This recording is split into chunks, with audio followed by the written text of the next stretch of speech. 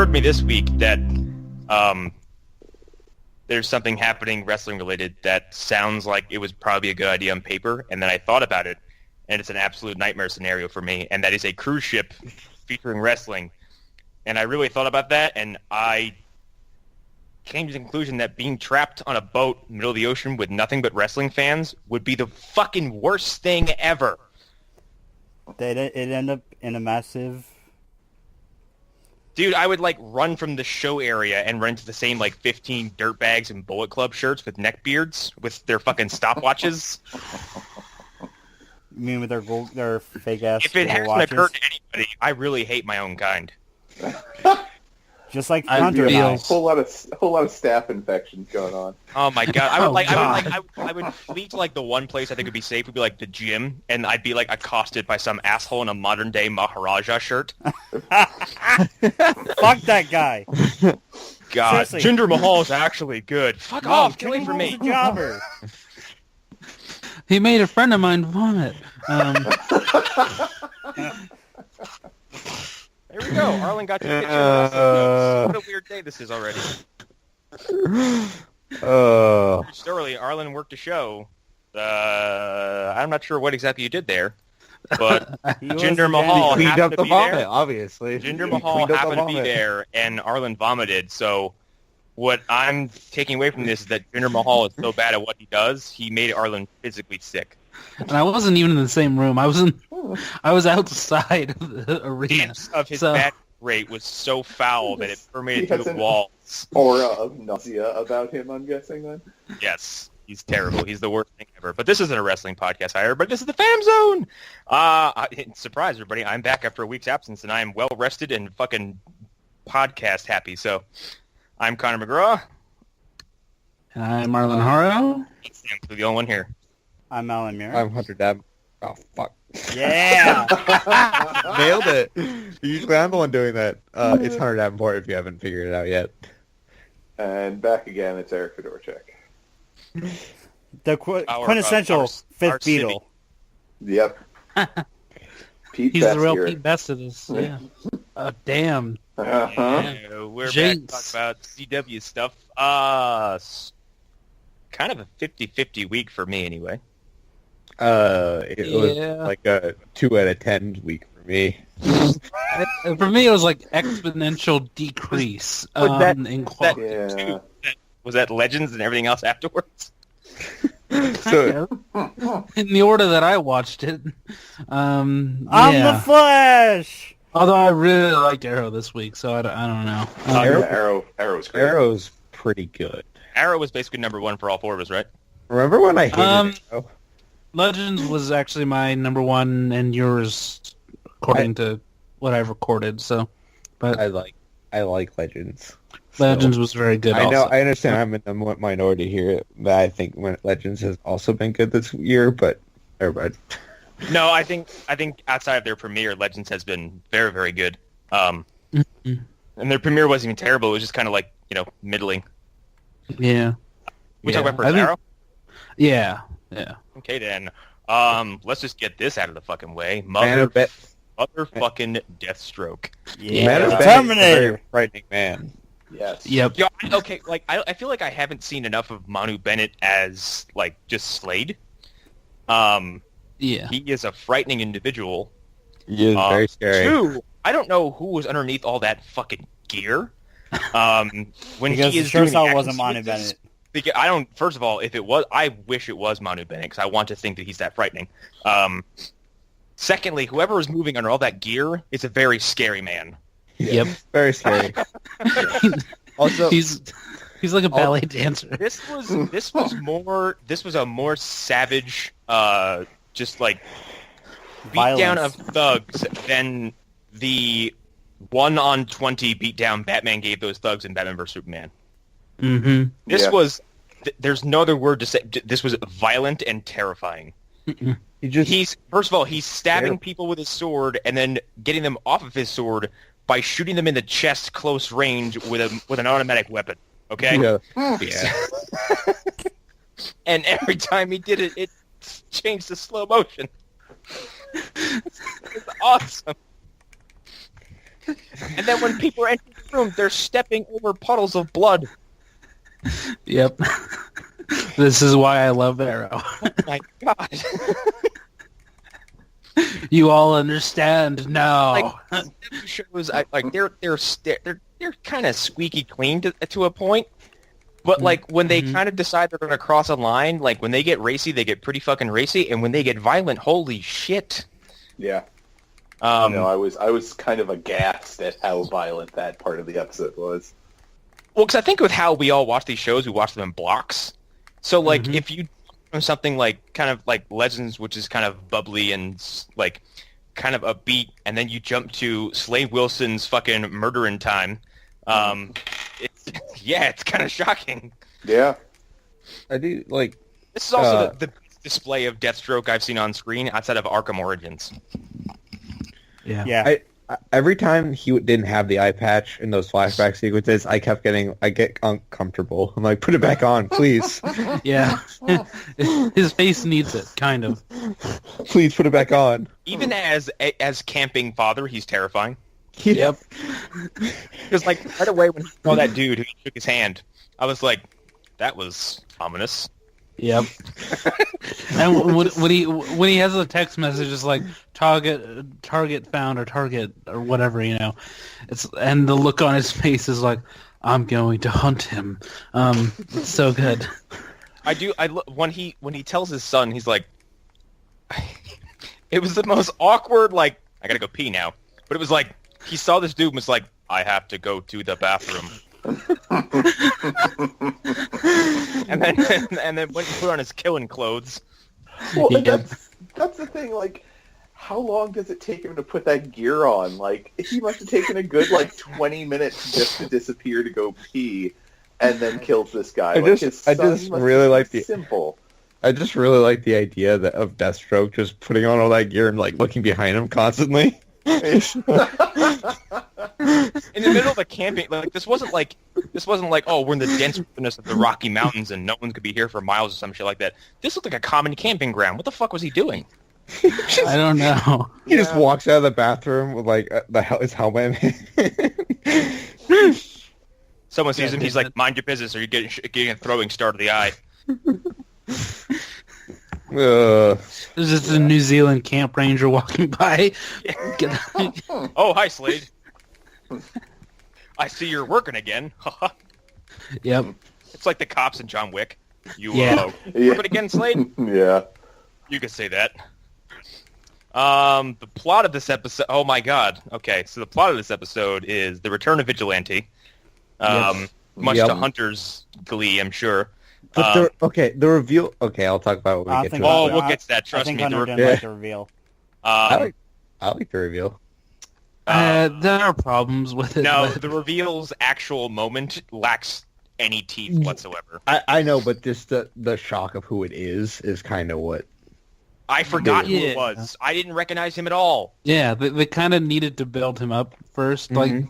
They should have shown if we had a couple episodes with flashback, yes, definitely. Even just two episodes. One, it was a dark scene, and two, they had shit on his face. I couldn't tell who the fuck he was. And also, it's a different actor. It's a different actor, which is another problem. Yeah. So the plot of this is that Vigilante is basically copying more from Daredevil Season 2, in that he's out to whack fucking politicians. Yeah. Over, what was it? Oh, it was gun laws, right? No, it's over this anti-vigilante. The anti-vigilante bill, which I'm sure he would get mad over because he literally is called a vigilante.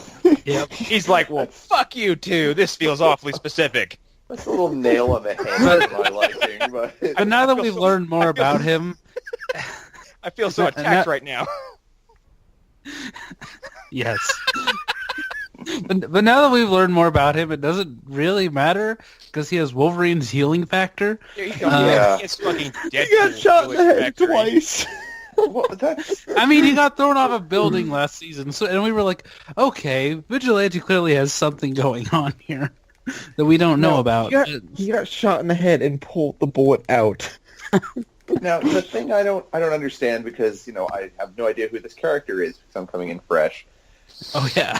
Did he get hit with the dark matter after he had this horrible scarring done to his face? Or No, was it's it... so he How got the shot fuck like does in that the work, eyeball. then? He With dark got shot matter? in the eyeball. So I guess what we're supposed to assume is because it hit at the moment of death, it saved him from dying and gave him healing factor.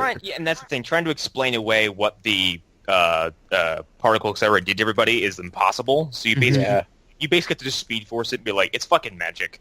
Yeah, I mean, and get there's that. a logic to it. So like, I've been reading comics for years, and basically it's just, comic books. But Yeah, I just... you have Yeah. to go with. All right. it does follow the Flash's internal logic, though. The Flash's internal logic is whatever you were doing at the moment you got hit could be your power.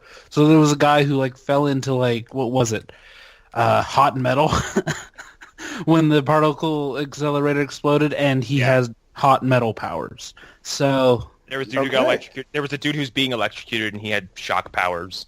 So the dude with hot metal powers, does he just have tasty guitar licks all the time? Or... yes. Okay, awesome. He's like that entire. He's that Patton Oswalt bit personified. Yes. Bunch of hair metal dudes go outside and just fend off the police from a fucking shootout. They rock things into stuff. Yeah, they they defeat the authority with the power of metal. Yeah, like in Someone uses his power. Like someone uses his Aerosmith's power to Revolution shoot X. stars. Yeah. there God you damn go. it. it all came back This is full circle. This is a callback to a thing that happened before the show. God fucking damn you. So when he uses his powers, he just grows scarves out of his neck. Yes. Yeah. The larger plot of this episode has Vigilante returning, and Oliver and Deathstroke going off to look for Deathstroke's son. Because basically, Slade is cashing in a favor on Ollie, and tells Ollie, hey, you're not fighting this time, you're going as a diplomat, which I think was interesting. Also, then to smash tie cut in... to him murdering a bunch of thugs. Yep. Well, Oliver doesn't kill anybody. Oliver doesn't lift a finger in this episode. He doesn't even Slade does speak up. literally all the work. I do like the new intro for Arrow because it's basically a short version of like, I'm Oliver Queen. This used to be my show. Now it's John Diggles. Bye. Yeah. Occasionally I do mayor stuff. And I'm really good at it. He's like, I am not the Green Arrow. Credits. This is good shit. I still like Diggle and Dinah's relationship. It's very brother-sister kind of... I wouldn't say competitive, but I would certainly say like they're not afraid to call each other and they're bullshit. Yeah. Well, I think they're a lot of pushing each other.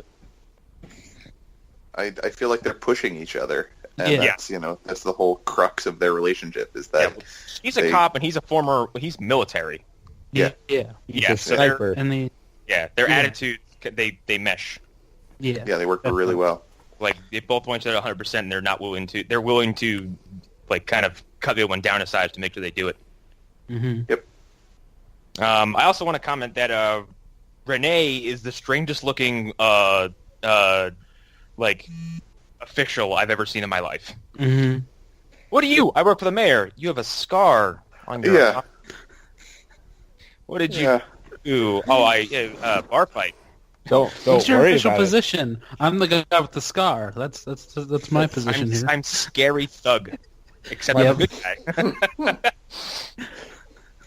I write laws. I'm every bodyguard in John Wick. What exactly is his position within Ollie's cabinet? He's supposed to be the assistant to Deputy mayor.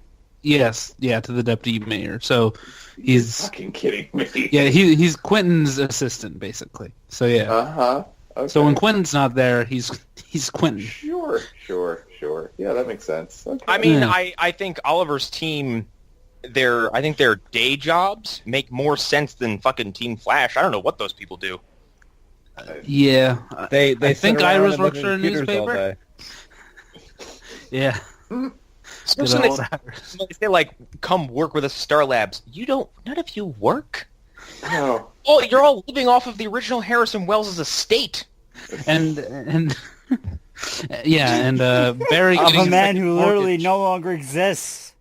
Which is now under Barry's name. So, like, Barry's paying all of his friends to just hang out in a derelict laboratory. Like, Barry, how are you paying for all this? oh, I have a fifth mortgage. I'm just not paying it.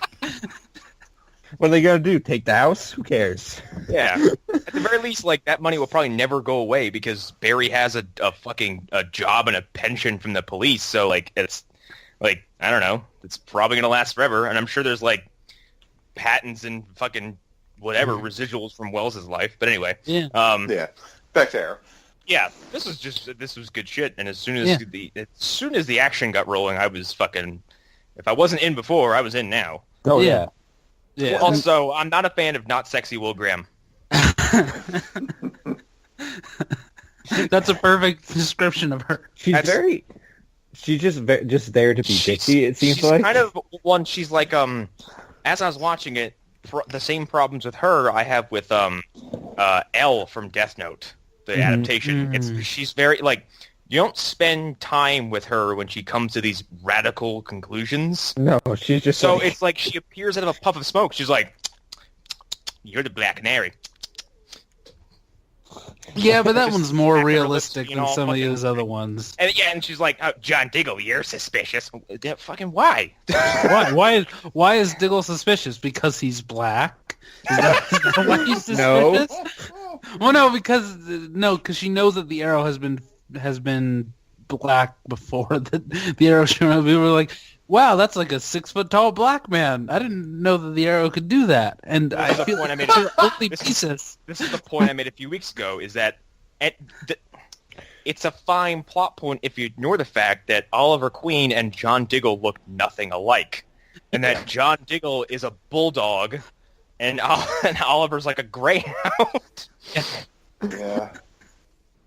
Yeah. Completely different people. Forget skin Yes. tone. Flip them from the back with the hood on. You're like, one of them is clearly larger than the other. everyone in Star City is like blind though, because like Yeah, I say this, but also like in the earlier scenes of the show, like Oliver's disguise was fucking being heavily mascaraed. So yeah, it was made for like a season and a half. yeah, it was just black schmear. So Barry gave him a mask. he's been unmasked like 3 times so far, hasn't he? And everyone least seems to twice. forget. Everyone seems to forget. They're like babies. They have no object permanence. But they're just like just the second he wears the mask again, they're like, oh, who is it? It's like every Transformers movie. They mention a MacGuffin and they're like, it doesn't matter. They just throw it in the trash. These portals that lead to Cybertron don't matter. What? Yeah. The Allspark is literal garbage and it means nothing. The Matrix of leadership. Okay. Matrix. It's dust. Yep. So Shia LaBeouf can visit robot gods. I'm glad we don't have to talk about that movie for the show. Yeah. This is good shit. And usually when it's good shit, we kind of go off these little tangents. But yeah, Arrow was good. I'm glad that Arrow came back in season 5 and hasn't gone away. Yeah. In the Vigilante reveal, it's not the best, but Black Canary sells it. So yeah, like Yeah, her cell was confusing me. I'm like, okay, you know him, but I don't know that guy. Who is that guy? How do you know him? I'm confused.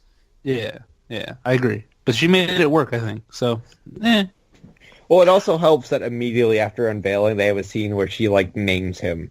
And there's like a little flashback, which works. But again, like if there had been a couple episodes with flashbacks of like getting to know that character, it would have been more impactful. But I understand not doing that because you're hinting at a reveal and people will know what the reveal is, and they seem to be very keen on keeping reveals secret from us whenever they can. So, yeah. I did like the moment, though, because I didn't see the canary cry moment coming, because like usually when she does her shit, it's like, it's over with. And then we got like a slow motion up close shot of fucking Vigilante's visor just shattering to pieces. Yeah. No, I really like that part. Yeah.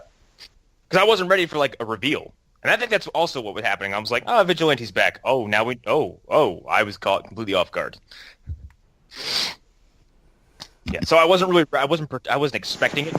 There's been no build up. He just kind of shows back up again after like the last half of last season. We're like, where did he go? Mm-hmm. I have more questions about last season. Where the fuck is Artemis?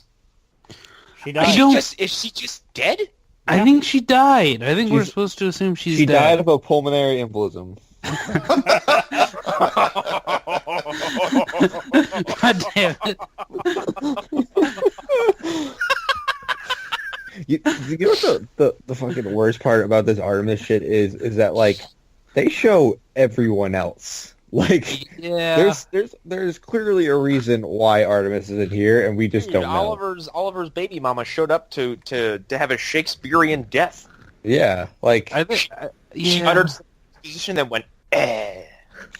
I think it's because we've already seen Artemis die, and they just didn't want to do it twice, even though the one was a fake out. But still, I know I bring this up every episode, but that fucking kid.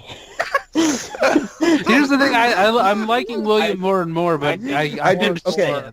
It's More getting and better. more I see Hunter's point of how the fuck old are you? It's getting better, but the way he speaks. Well, he's doing It's- hydraulic equations. Okay. Yes, at well, 10 years old.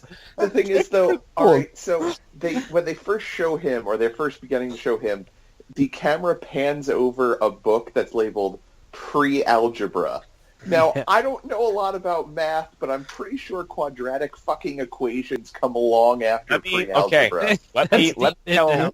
tell everyone here and anyone who listens to this as someone who is not only bad at math, but as someone who has failed math multiple times, that in pre-algebra, that bullshit is not present. Yeah. Mhm. Yeah. I almost failed applied math, everybody. I don't do good with numbers. All right? Yeah, then- like And then Yeah. Felicity comes in and is like, "Those were the dates." I'm like, I'm not even sure what days those were, Felicity. Most of those days were like 5 years ago for you. How old are you?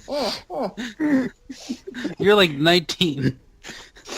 I mean, better. I don't know how old Felicity's supposed to be because she looks like she's 21. Yeah, she looks Yeah, like my age. she was supposed to be like she was supposed to be in an internship in the first season, so she's very young. Yeah. Whatever. Yeah, Oliver's son is there's a mystique to him because he talks and acts like a child, but he's Yeah. he's really a preteen. Yeah, he acts like a 10-year-old again. Like, I'm fine with that. Like, 13 for 10, okay, I get it. Kids can't act for that long. You can only have them for like 4 hours, so... Yeah. Black Remember Canary the is the only callback? member. Oh, go ahead. Remember the callback to season 1? I'm the No, only it's one been- that's going to remember these. It's now. been 6 years, Alan. I don't remember. I did 6 days ago. So you're going to have to tell us what the callback was, because When Oliver goes into the wherever it is that the prison, I think. Mm-hmm. The warden's like, "Hey, I know you. You're the famous guy who punched out that paparazzi." Oh, yeah, Oh. that's right. Yeah. Yeah, I remember that. Hey, member! Rocks my walking chair back and forth. Yeah. Something else I wanted to question was the point where Diggle and Dinah were at the crime scene where the sniper was, and the FBI investigator basically pulls Diggle out to interrogate him while they're at a live crime investigation. So that's why. This that's is why I more think important. That's why I How- think she sucks because How dude, does this is- that work? dude, this is an attempted murder on an elected official. A police officer was shot. You bring in somebody with military and sniper experience, and you're like, nah, I need to fucking talk to you. But where is she going to talk to him? Somewhere else in that house or the apartment? On that he was top of the doing body. Seriously. Just don't worry. Just move that aside. Don't worry. It's fine. She's like, where were you? And like a cop comes in. He's like, excuse me, ma'am, you can't stand here. She's like, okay, we'll talk again in 5 minutes. Could you stop touching things, ma'am? Please. Please. Ma'am, you're stepping on shell casings. What do you? Okay, just walk past me. Okay. Whatever. I'm just doing my job. I almost got killed by fucking Miraku soldiers a couple of years ago. The city almost got attacked by a virus. There was a nuclear bomb. He was almost There was a just beady. There's a lady who attacked with bees. fucking- Fuck it, I'm moving out of this shit. I'm moving to National City. Every year, some asshole in a hood gets a bow and arrow, and this bitch walks into my crime scene. I'm supposed to retire in 5 days. I don't mean to be offensive, but she really sucks. Yeah. No, she's not Yeah, great. she's gotten progressively worse. Like, first I thought she was a good idea, but she just hasn't worked out very well. The problem is she goes away and comes back. Like if she was kind of lingering and we showed her like investigating, but like I said, it's the L problem. We don't see her do anything. She just comes across like almost like just an accusatory wacko. Yeah. Yeah, kind of. Well, I mean, she's got the billboard, the poster board with all of the strings leading to different people. So I mean, she's just missing an aluminum hat at this point. Partly Day from It's Always Sunny, just like pointing at fucking shit on the wall. Like this all means something. Black Canary and Dinah can't be in the same room at the same time. That was the only one where I was like, okay, you actually said something Sophia. legitimate there. But still, like, also, Black Canary's costume is the least. It's the least effective. Yeah. I mean, at least, Sarah and Laurel like wore wigs. Yeah. And like, fucking Dinah's hair is very like she doesn't have one hair color. Like she has dark hair, and at the end it's kind of these blonde tips, not like it's woven in. Like you take one look at her and go, oh, "Hi, Dinah." Like yeah. Like, yeah. No, it's I think they're Black waiting Canary. on giving her a wig. I think. hard to tell. I do like that actress a lot, though. I think she's really cool. Yeah. Yeah, she's great. I think she's awesome. And I mentioned her hair. She's a very interesting look. Mhm. She's like we mentioned The Rock last week, where it's like we don't know what the hell you are, but you look good doing it. Mm-hmm. It's I don't know where she's from, Yeah. what heritage or ethnicity she is, but it's certainly working. Yeah. We want to move on to Legends.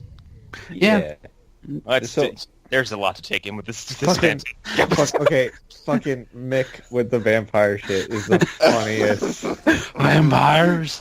Dude, I always wanted to kill a I vampire. had to My whole control life. myself when he walks into the room with the corpse and just slams the stake down without saying anything to anybody into a random dead body. I have to Only be sure. for then to have Return of the Mac start playing from somewhere. And that song's lingering presence over this entire episode. For me, it the was name when of he the first. episode. Yeah. For me, it was the same. The scene where he pulls out the stake. It's just been in his shirt. He's like, "You carry that with you everywhere," and he goes, "Yeah." all my life. I did like it's bittersweet because like as Captain Cold is getting ready to leave this universe altogether because his final appearance is coming up, I guess soon. Heatwave has stepped out to become this fucking caricature, who seems to have a new layer every time we see him. Yep. He's so great. He's like the best developed character on that team, and it's all through silly shit like this. The first He's time obsessed you with see him fire. the first time you afraid see of him in this cla- episode, like He's it reading clicks to him. He's reading Dracula with reading glasses at the tip of his nose. I love it. He's a dude who like can't spell for all we know. Like, No, fucking he not dropped. stupid. What was it that he dropped out of? I don't remember. Oh, he dropped out of school at some point. Yeah, we do know that from like He's Flash established episodes. as like a dumb British thug, and here he is with fucking grandpa glasses. Like they say on when he first appeared on the Flash that he, Yeah, I know what you mean. Like it was like he never passed grade school or something like that. I don't remember because Oh my life! so great. God, This was the most, I love it. This was probably the most Doctor Who episode of Legends I've ever seen. Oh, absolutely. Only because like once you do time traveling and then you do time traveling and vampires, that's it. This is as far into Who as you can get without actually being Doctor Who. It was also a Yeah. very Doctor Who misdirect. Legends never does misdirects like this. Like usually, like if they're gonna do a zombie episode, it's absolutely a zombie episode. Yeah. They haven't done. Oh, you think it's gonna be a vampire episode, but it's something else, which is just the Doctor Who playbook completely. The Doctor Who playbook for like ghosts is like it's like the fucking Charles Dickens episode. It's a ghost, but is it a ghost or is it like an ethereal being from a different state of existence who can only exist in this form? Right. through like gaseous materials or something like that. Yeah. There's always a wacko scientific experiment explanation for everything, and this was it's not a vampire. We just need blood for fucking Damien Dark to come back and dance fight an entire Also, where did he get those powers, or is he? So always had those? so in season 4 of Arrow, he has those powers. Okay. Those are his powers, and it kind of I was like, okay, I'm worried now because season 4 Damien is the worst version of Damien, but it's the writers from last season of Legends. I'm so confused about how to feel about this, but Look, all was good when he jumped out of that coffin and started killing people to the beat of Return of the Mac. Yeah, it was pretty great. Yeah, because he's like, who the hell took my watch? yeah, I love Well, it. that when they first hear Return of the Mac playing when they're dealing with the corpse, like he's like, oh, well, actually, that's a blah blah watch, and the guy explains what happens. Just Nick like future vampire. So good. I just love at this point now, like someone's like, who brought their fucking cell phone? Like, as if this has happened 30 times before. Like why are you bringing your cell phone into Victorian era London? You oaf. I like the fact that that Ray says it's sold better in England. Yeah, Yeah, that was good. yeah. This episode was full of wackiness. Yep. The comedy was on point. The Stein stuff actually seemed to. Okay, let's. The great Uncle Stein. The great Uncle Stein with his fucking mustache. That stash. So good. I don't remember the actual plot, like the overall story, because I was so distracted by like all the things that were happening. Like when Nate was strapped in and he just started singing. Yeah, like Return of the Mac to himself. Yeah, like that when they launched the missile attack against their own ship, and like it's kind of a risk, and Mick is strapped into his chair with his reading glasses back on, reading Dracula again, and says, "We can't die yet. I have one more page." 3 pages left. Well, it was interesting for me because I mean I've never watched any of the other seasons of Legends, and to see Rip actually interacting with them was actually kind of cool. Like I see where he was a great addition, I think, to the cast. Like, and it makes me want to go back and watch. Arthur Darvill was like Best villain. Was the best villain of last season, and he was only a villain for about 4 episodes. Yeah, I think it was actually less than that. Yeah, and he's the reason to go back and watch season 1 if you need a reason to. Yeah. It's basically that and Jonah Hex. Season 1 of Legends is basically Rip Hunter has a plan, and then his crew bamboozles him. That's the entire season. He's like, all right, we're going to do this. Don't leave the ship yet. Everyone has left the ship. Why do I even speak? Well, that and you get to see Hawkman die a lot, so that's that is another thing. And over, and in the present day, in the past, in the future. It's so many times. Yeah. I'm in. I think he's stabbed for every third of the season. That's great. At some point, I think he gets stabbed, and then gets stabbed again. Like, I don't think you're wrong. I don't think you're wrong. He got stabbed and dies. And then they stab his dead body and they drink the blood. They stabbed his dead body. In the, as Mick called it, the very eyes wide shut. No, it was either him or Snart called it a very eyes wide shut party. Oh, that's right. Yeah, it was a weird culty party with lots of people in like weird clothes. Excellent. Yeah. So Stein is obviously on his way out. Yeah. That sucks that we're gonna lose. We're gonna lose Victor Garber and Wentworth Miller in the same year. Yeah, and I'm not surprised by the Wentworth Miller thing. They literally, there's nothing else they can do with him. Yeah, he killed him. I mean, and you can't you can't just keep bringing dead characters back. Yeah, and his death was very meaningful for the Legends of Tomorrow, anyway. It completed his space tour, and he sacrificed himself to save the literal universe. Yeah. So, well, do any of you know how much longer Victor Garber has left on the show? Not entirely. I don't know. My assumption is mid-season. That would be, yeah. because I was going to say probably sooner rather than later, because this episode definitely felt very much like let's give it to Victor. Like, it felt very Victor heavy just because having him get to ham it up as his ancient ancestor. So good. Yes. I mean, frankly, I think his like, he served his duty once he made the Titanic joke. Yeah. Yep. Yeah. He did. Also, there was a callback to Arrow Season 4 in this episode when they did the DNA test. Yeah, they did the little thing, and they mentioned how Ollie killed him. Yeah. Yeah, so... Because Ollie, if you have to watch Season 4 for some reason, I don't know why you The would. Constantine episode, which sets up Legends of Tomorrow. Yes, there's like a... Yeah. There's things that happen, so... I want to say now, the because of the Oliver connection, and then actually, I don't remember if it, well, obviously not because it's technically on the same Earth, but like the through line between the connective tissue between these shows is fucking rock solid. Yeah. Mhm. Like the fact that they can take the time to have Legends actually call Mr. Terrific and have a face-to-face conversation with him about shit that happened 2 seasons ago on Arrow is awesome. And in fact, Felicity showed up on 2 shows. Mm-hmm.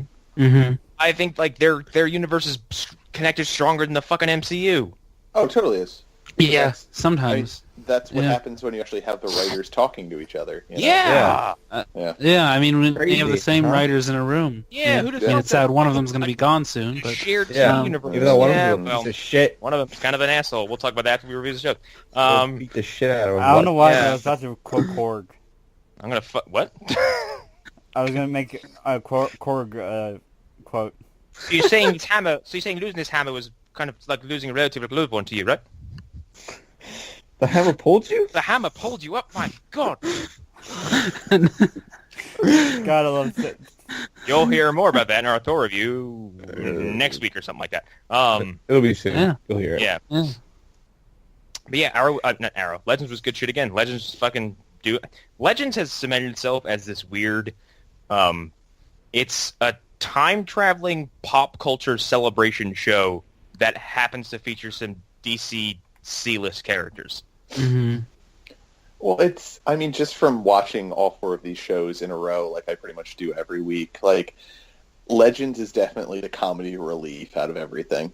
Legends Yeah. has like I don't think it had its own identity in season 1, which is I think where a lot of the problems come from. Especially like the mid-season drag of season 1 is the worst. Like Into the finale. Yeah. ready to quit the show, and then decided Yeah. to catch back up, and was very glad I did because once the show was like, all right, here's a fucking giant robot fight, I was like, yeah, Mm-hmm. because there's a literal giant robot fight. Ray turns giant and fights a giant nuclear robot. Yes. It's Yes. really good. Okay, yes, yes. It's awesome. That sounds Um, amazing. Yeah. But then like the Vandal Savage sucked. I love Sucked Vandal so- Savage. God, I he have was a the worst. I have crazy European accent that you can't identify. It's like I am vaguely foreign and my plan is Robin very Hood of Jewish. Locksley. I taught him how to shoot a bow. Oh, so he's the Tommy Wiseau of the Legends of Tomorrow universe? Oh, Pretty much. He might be Tommy Wiseau. That is fucking best. That's Casper accurate. Crumb? He's bullshit. And I did not get that nuke. I did not. I did not. Oh, hi, Ray. It's not kill, but they get done. I did not stab Hawkman. I did not. Oh, I hi, did not Kenja. turn the, I Oh, did hi, not turn Hawkman into warrior, into brainwash killer. It was not me. Hi, Damien. How's your sex life? God. Also, we should talk about this like spiritualist woman who they didn't say it during the episode. She's supposed to be like Damien's relative, like his like grandma or something. What? Came out, I was like, that's not Ava Green from Penny Dreadful. It was very Penny Dreadful-esque. And then it Yeah. proceeded to get far less awkward than the seance scene from Penny Dreadful, so I'm happy for that. You know Yeah. who that person actually is in real life? No. No. Brandon Routh's wife. Oh shit. Whoa. Oh. Hey. Not Bravo. bad. Good job. Nice. Nice. Wow, we sound like a bunch of fucking cavemen in this fucking show. Yeah, this is like early. Remember when we all got in trouble because we kept talking about Clay Bennett on the show? Yeah. Let's not do that I again. remember that differently, but yes. We dropped the word waifu once and people got mad, so. Yeah. Yeah, but but somebody got mad at us for cursing, so I don't give a Fuck that bitch. Fuck that. Whoa, Jesus Christ. whoa. Now No. I'm talking about a guy. Okay. Whoa. I love women. Okay. Thanks, Allan. Calm down, This has Louis gotten C.K. strange.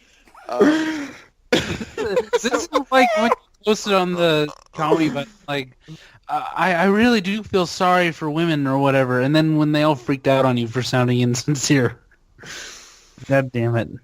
Yeah. Why you shouldn't go to the Comedy Button Facebook page because it's a fucking cesspool, okay? Yep. And I'm still glad- waiting for them to realize I left. I'm glad that all the people I've met They from don't. there, I can Yeah, I know. communicate with outside of that fucking group. Like all of you, Shaylin, like the bunch of like the group of people that just kind of like, it's like I picked you all up and just like left. Like, Yeah.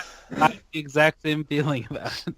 Yeah. so I Yeah. feel like I wandered into a garden, just like all those flowers are shit, but this one's wonderful. This one's funny. I'm leaving now. It's like going into a grocery store that you really don't like. It's funny that the whole thing that set this podcast into motion was me and Hunter constantly just going like, "Oh my God, Fallout 4! Oh my God, Fallout 4!" Pretty much, yeah. Basically, weird timing. And the utter failure of Pop Slam. Anyway. Yeah. I was just musing about that to myself the other day. I was like, that wasn't my fault. Yeah. It wasn't. I'll talk more on that. Maybe never. I just real quick, just mentioning the actress who is married to Brandon Routh. She reminds me, looking at her now, like of the actress who played not Jason Lee's girlfriend. Who was it in Mallrats? Claire Forlani. Yes. Looks a little bit like Claire Forlani to me. I know exactly what you're talking about. Okay. You're Yeah. fucked, Star Wars. Excuse me? Okay, so around time the Force Awakens came out, there was like there was a Alvin and the Chipmunks poster. Oh, yeah. Yeah. Alvin and the Chipmunks, it was like the same day as Star Force Wars, Awakens. and someone photoshopped it to say "You're fucked, Star Wars." Yeah, I think I love that one. because You know, Anyway. The Simpsons predicted both that Alvin sequel, Alvin Chipmunk sequel, and that Star Wars sequel in the same episode. Yep. Really? Yes, they have. I think there's posters outside of like some movie studio that says like Alvin the Chipmunks 3D or some bullshit like that. Like it was a third movie, right? That came out with the Star Wars one. Yeah, it was shipwrecked. Yeah. It was like yeah. it was basically an Alvin the Chipmunks 3 and like Excuse like me, it was Chipwrecked. Thank you very much. Yeah, it was. Oh, I'm sorry. and then it was like next to that was like a Star Wars sequel joke poster. Mm-hmm. Oh, God. Yeah, the Simpsons are fucking. I'm convinced that Nostradamus actually works in that writing team. I'm scared. Yeah. Or Conan O'Brien is the controller of all media. And You can take that. That's much more likely. All right, let's move on to what are we doing? Flash. yeah. Wait, before we move into Flash, I want to say something about. Or no, Flash is last this week. Yeah. Flash was bad. One more thing about Legends. I do not like Zari. Yeah, she's starting to get annoying. She's kind of grating. She's kind of rude. And I don't understand her character at all. The coolest moment in the whole episode is when she took her amulet back. Everything else was kind of boring. Yeah, and like before Yeah, that, but she she was had like, a cool futuristic video game system. That was playing Mortal Kombat 2. Out of all the things you could do on that ship and all the technology at your hand, you choose to play Mortal Kombat 2. How did Mortal Kombat 2 survive into like 2028? I don't know. I mean, it's only like 10 years from now. I'm sure I'll be playing Mortal Kombat 2 in 10 years. Yeah. So, Also, something I guess we didn't talk about it. We kind of got to meet Malice a little bit, or whatever. Yeah. it is. okay. I'm glad you brought that up. It's something else I want to talk about. It's probably because of the Flash and a little bit of Arrow. I'm a little over villain reveals. Yeah. I'm kind of past the point where it's like, we have a big bad, but we'll never tell you who they are. I feel like it's a thing where they feel like they have to do this at least once in a show or once per season of television. And I'm okay with Legends doing it, because it could be something really weird and cosmic. Like, it could be anybody, honestly. It could be I was going to the say, I do like the kind of weird, spooky element to it, where it's like, there's a blood red moon, and you're pumping blood into this dude's body, and like, this is all for the big villain. I'm like, it's kind of horror movie-ish, and I like it. Yeah. Same note, it's like, I don't know who this fucking Malice is, and like, if you drag this out long enough, I won't care. Avatar. Well, that was one of the first things I did when I heard the name, was try and find out more about who he is, if he's based on a existing DC Comics character, which I didn't find anything. But did you guys know who did the voice of Malice? It's John Noble. Yeah, it's Boromir and Faramir's father. The Scarecrow from Arkham Knight. Boromir. Holy shit! Yeah, and it was Walter from Fringe. Yeah. Yes. Like, okay. I was kind of shocked. The CW does a good job about getting people to voice their villains, because they purge from like the horror sci-fi community, but not like they don't like it's not like we're gonna get Kane Hodder. It's like, no, you got Tobin Bell and Tony Todd and fucking this dude. Yeah. And there was somebody like they Michael seem to Dorn. Dorn, yeah, like they pull from like deep nerd horror and sci-fi community stuff, and I love it. Mm-hmm. Yeah, no, I thought that was a great pull. Like, that's just phenomenal to me, because I love that guy. Like next, Simon Templeman, give it to me. Yeah, I mean, where's Simon Templeman? I need Kane. Yeah. I don't like Zari. And everything she kind of did before taking the totem back, I thought was kind of silly, and I just find her annoying. Yeah, it seems like we're not going to deal with the Time Masters for a while, which I'm okay with. You mean the Time Bureau? Whatever. Same thing to me. Like, they serve the same purpose of being annoying every few episodes, and I'm glad we're not going to deal with them for a little while. Hopefully. Well, I don't understand the antagonistic nature because like I don't care if Rip spent 5 years telling you all that like the Legends suck, because first of all, he wouldn't do that. That seems ridiculous. And if he is doing that, he's a piece of shit. Yeah. Like, I don't believe that they think the Legends are a bunch of useless idiots, because you have a team of fucking superhumans at your disposal, and you're like, oh, a bunch of rejects. Yeah. It's ridiculous. Yeah. I mean, Citizen Steel has the most fucking bullshit overpowered dude. He power. Can. Okay, he tackled a train. Okay, like literally, he tackled a train off the rails. He's literally the most useful thing to the Time Bureau, and they're like, he can stop ammunition. He can punch a hole through basically anything.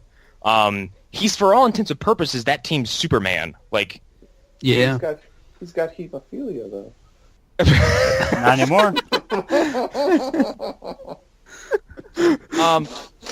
White Canary is like one of the best like martial artists / assassins going in that universe.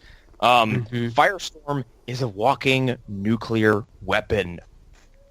Yeah, like, and even like Heatwave's just like a fucking ruthless like. And Heatwave is a criminal who is on your side. He has security breaking skills.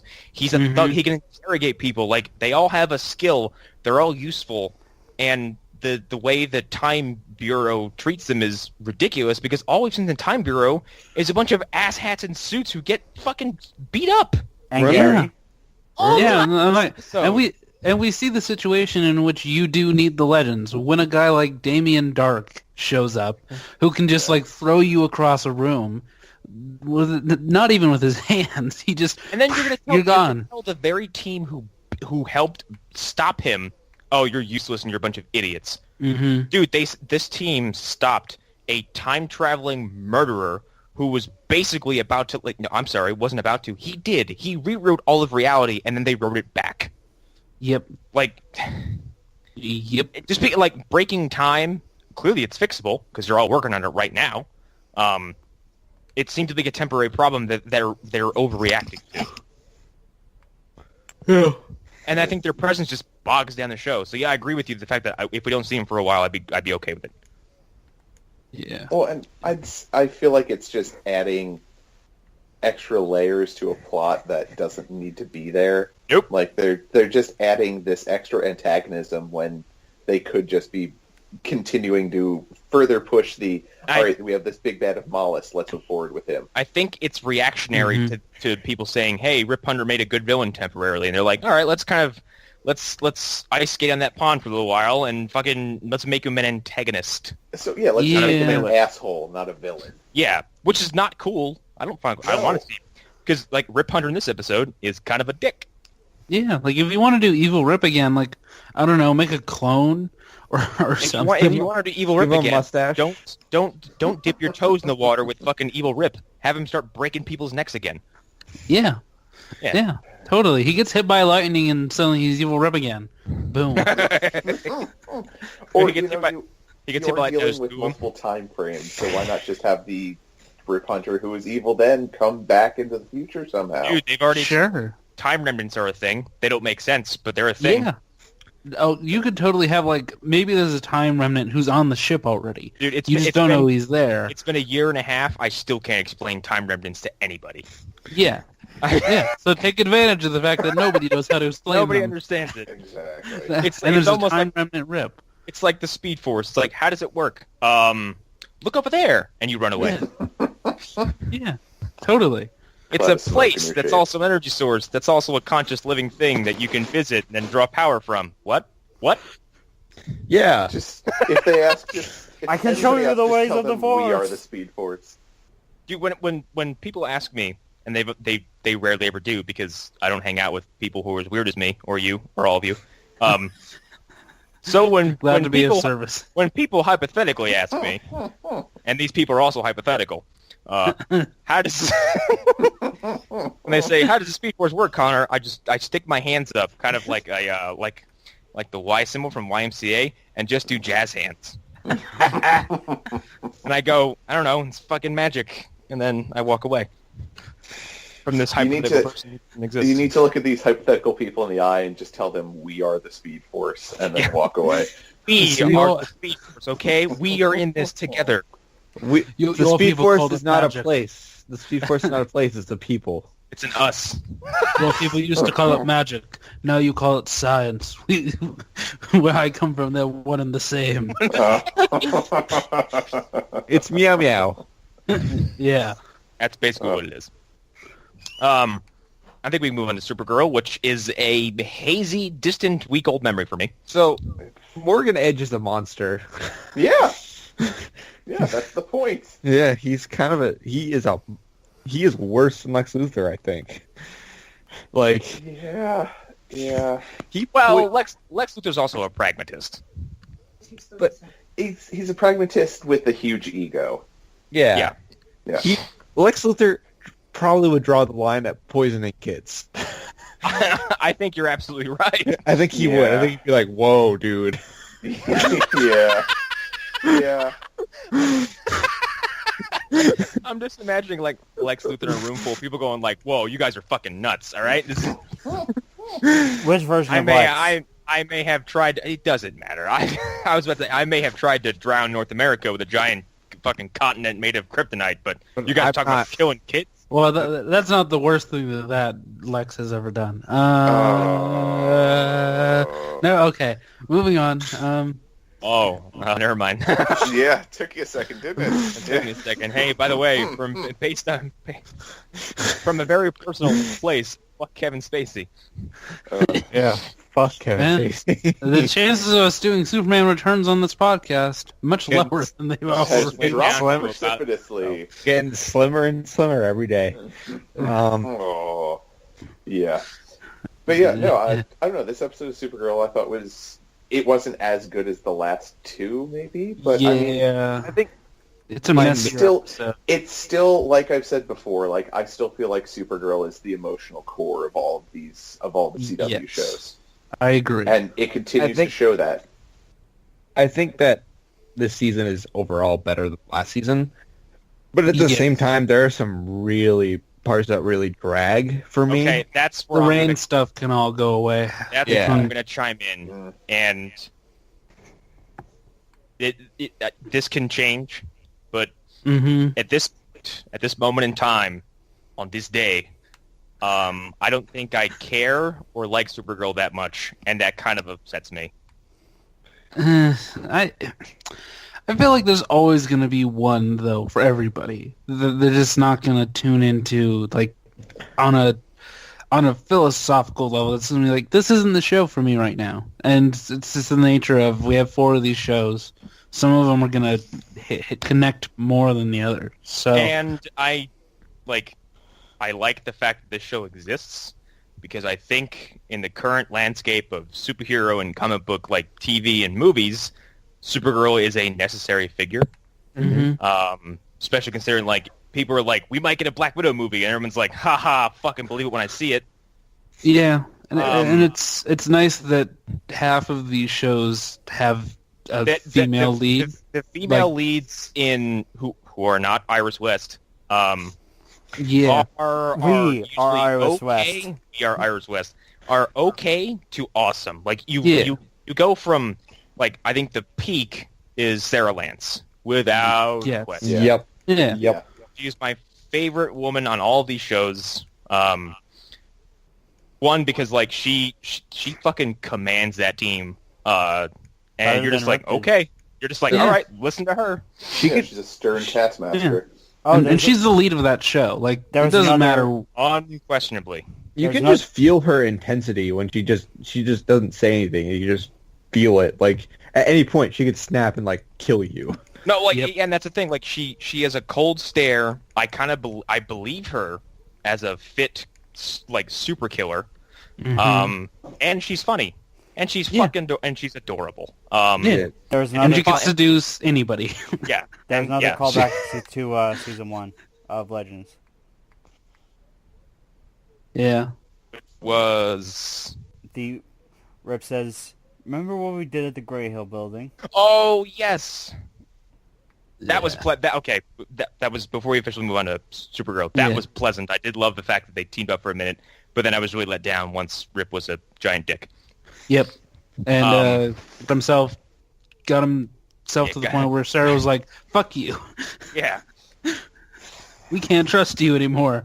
But so, yeah. yeah, I feel like Supergirl has been weighed down by Growing bad, pains. not just like growing pains, because like Well, I growing can pains for the second season. I accept Definitely. growing pains. Like I Yeah. willfully accept those, especially like if you go back and watch like New Who, like Doctor Who season, the Eccleston season, you're like, oh, this is rough.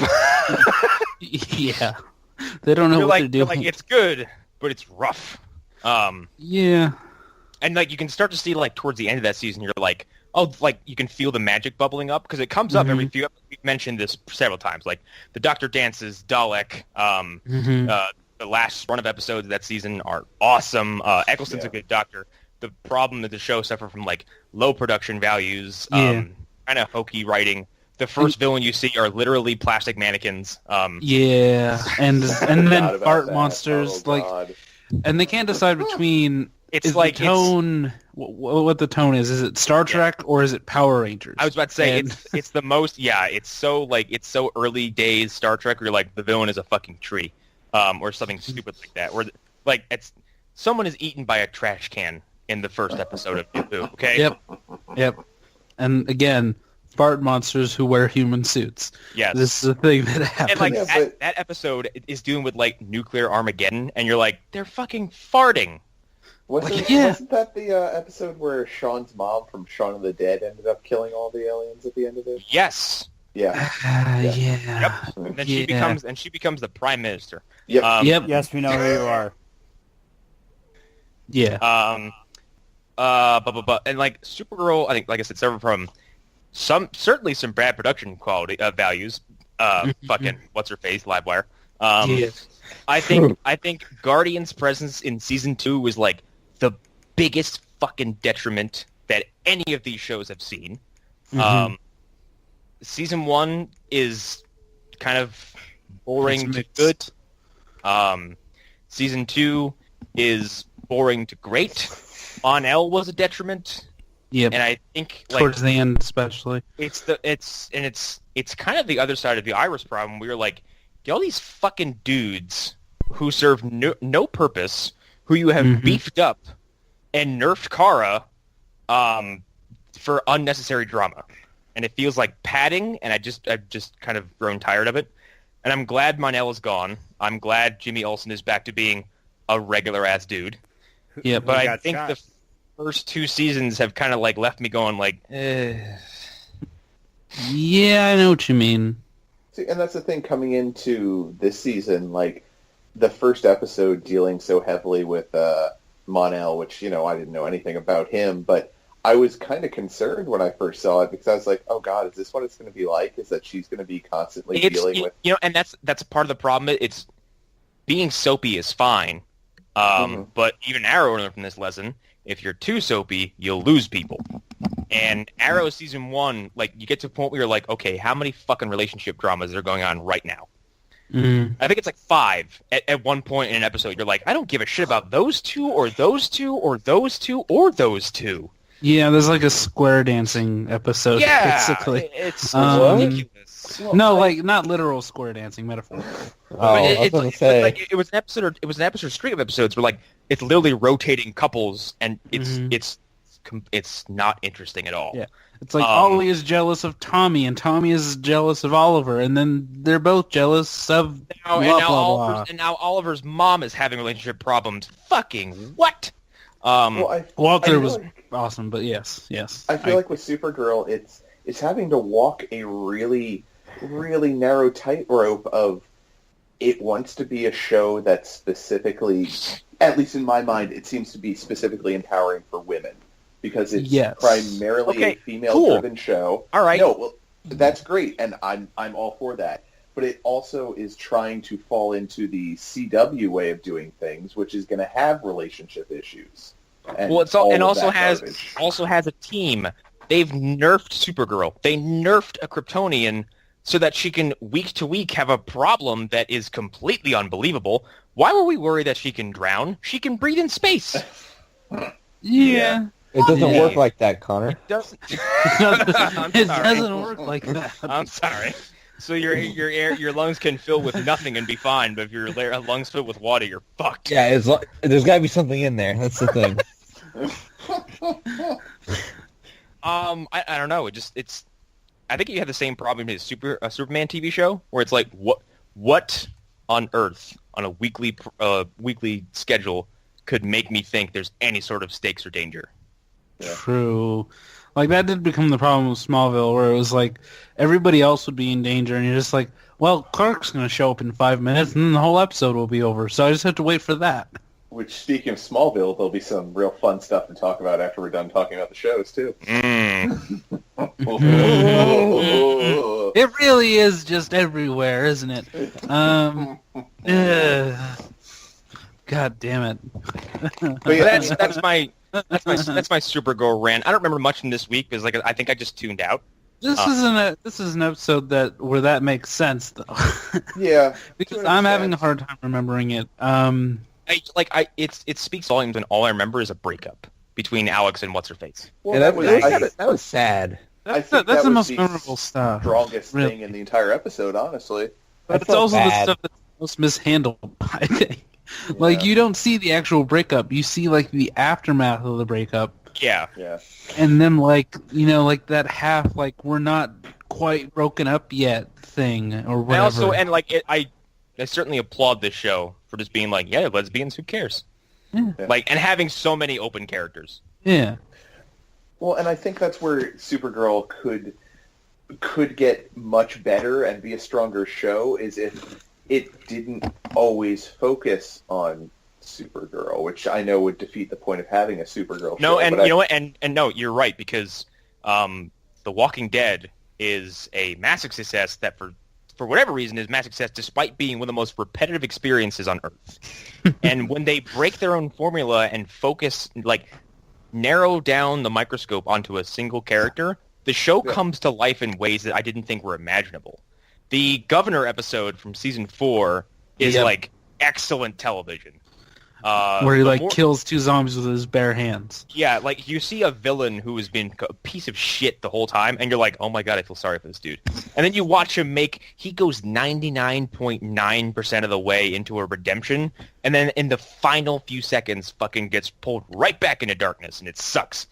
Especially the line he says when he's saying, "I don't want this." Yeah. Yeah. And then there's a Morgan episode where you see how he becomes kind of a pacifist and doesn't want to kill anybody, and it's really good because it focuses on 2 people as opposed to 30. Mm-hmm. And you have more time to spend with, characters and get intimate with them and kind of get inside their heads. And I think it's a larger problem across the CW shows is that I applaud their rosters, but I don't the Supergirl team is, I think, bloated. Yeah. Yeah, they're definitely trying to do too many different plot lines in a single episode. Didn't what's-his-nuts, who crushed on Kara and then she broke his heart, that dude, even he had relationship drama last season. Yeah, he did, but it made sense then. It was okay then because Wynn needs a plot line, but he doesn't always need a plot line. Wynn feels like he should be their Cisco or their Felicity. Yeah, and I only see him showing up to kind of be like, "Haha, I'm a nerd."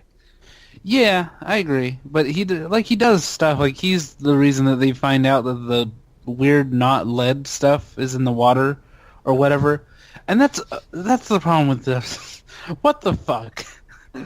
We're gonna do an episode about lead poisoning? Okay, I get. And here's the thing. Well, we called this at the end, earlier in the year. Yeah. I know. Lead would. I don't care what you do to it. Lead would poison people, regardless of whatever. And the weird thing is they test it, and 10% of people might be lead poisoned. So that's still kind of scary, despite the fact what they find in this episode.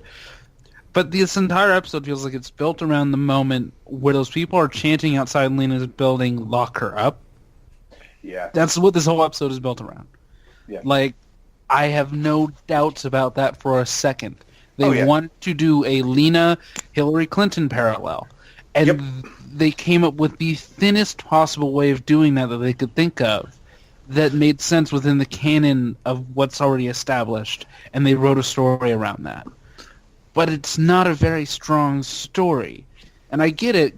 If your kids were dying, maybe you would try to shoot a Luthor just because she's a Luthor. But it doesn't... Connor is... I'm saying this and Connor's like, is that what happened in this episode? Am I right? Am I...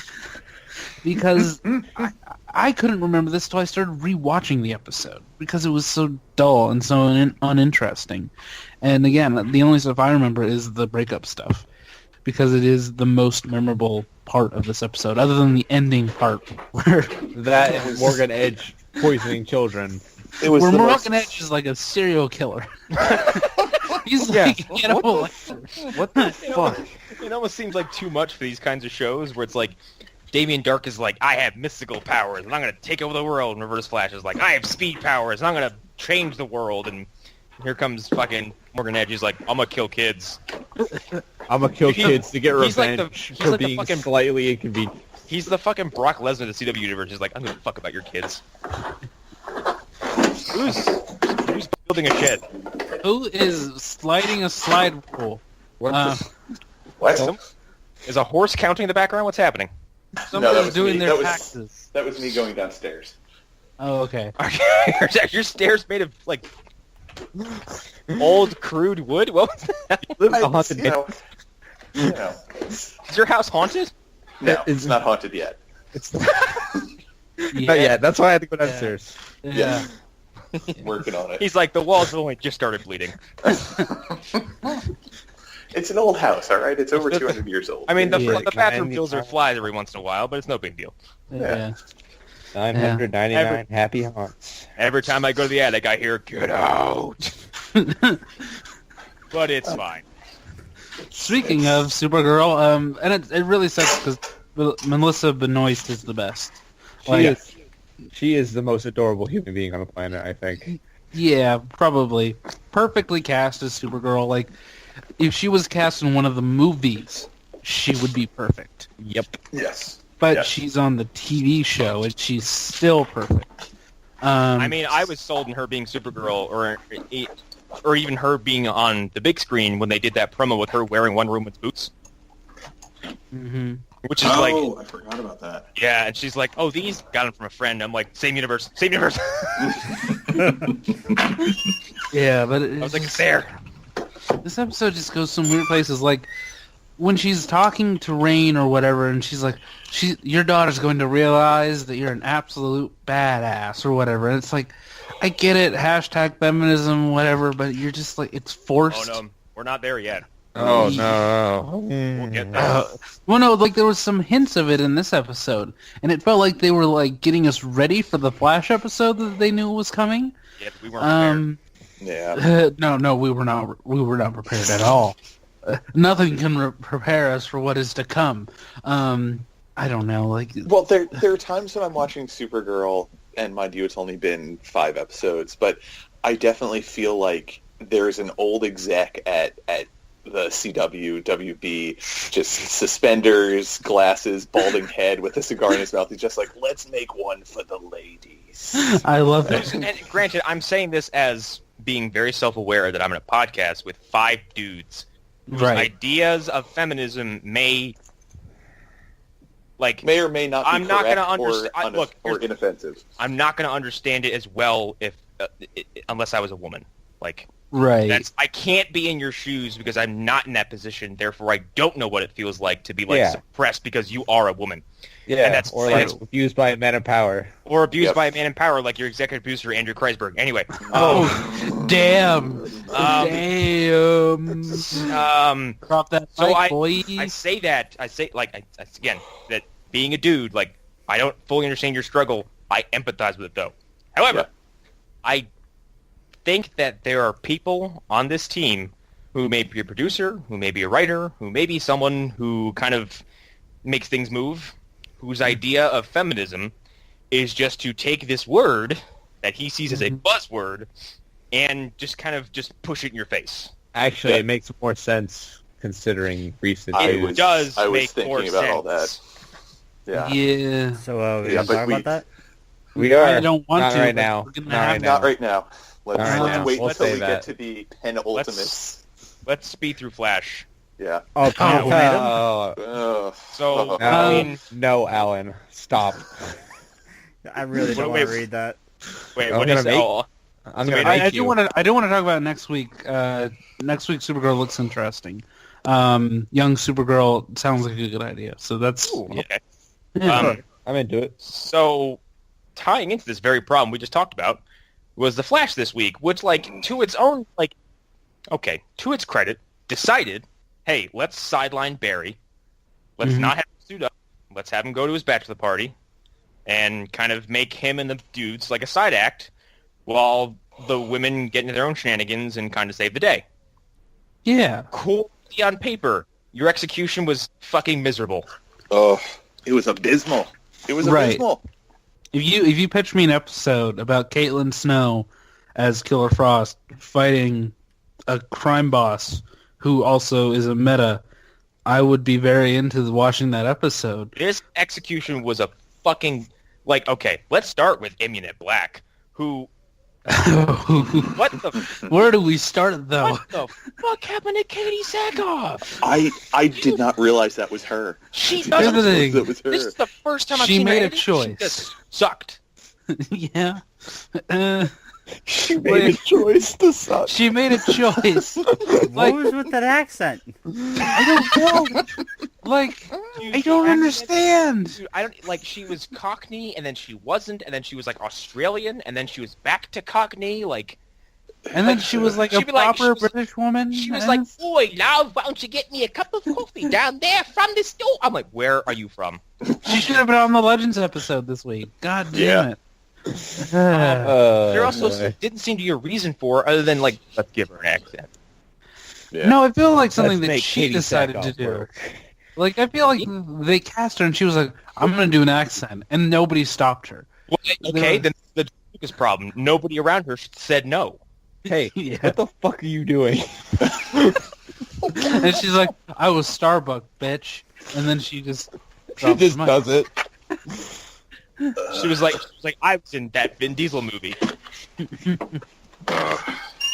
I was in the movie with the girl from I don't name of the movie, but whatever.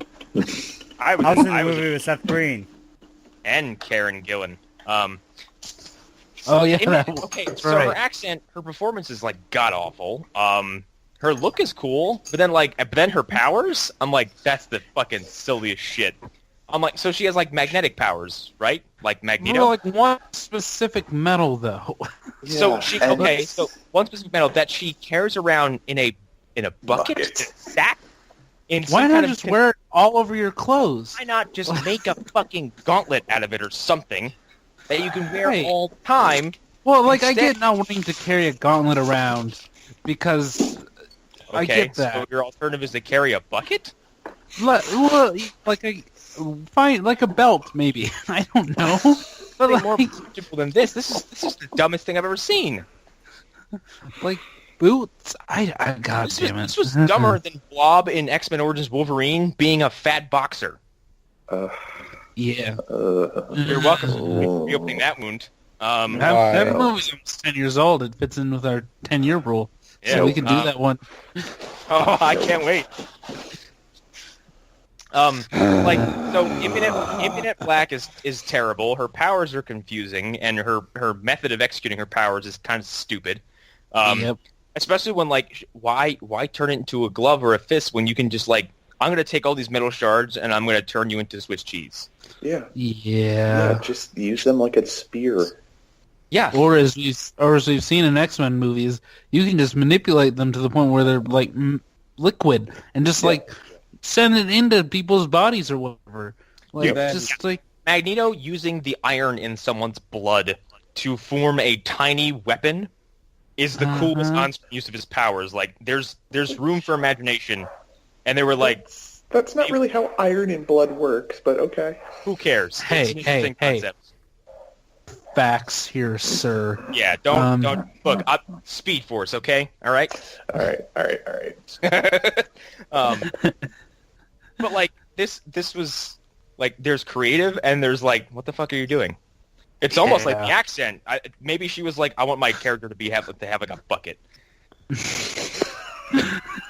Katie Sackhoff, are you okay?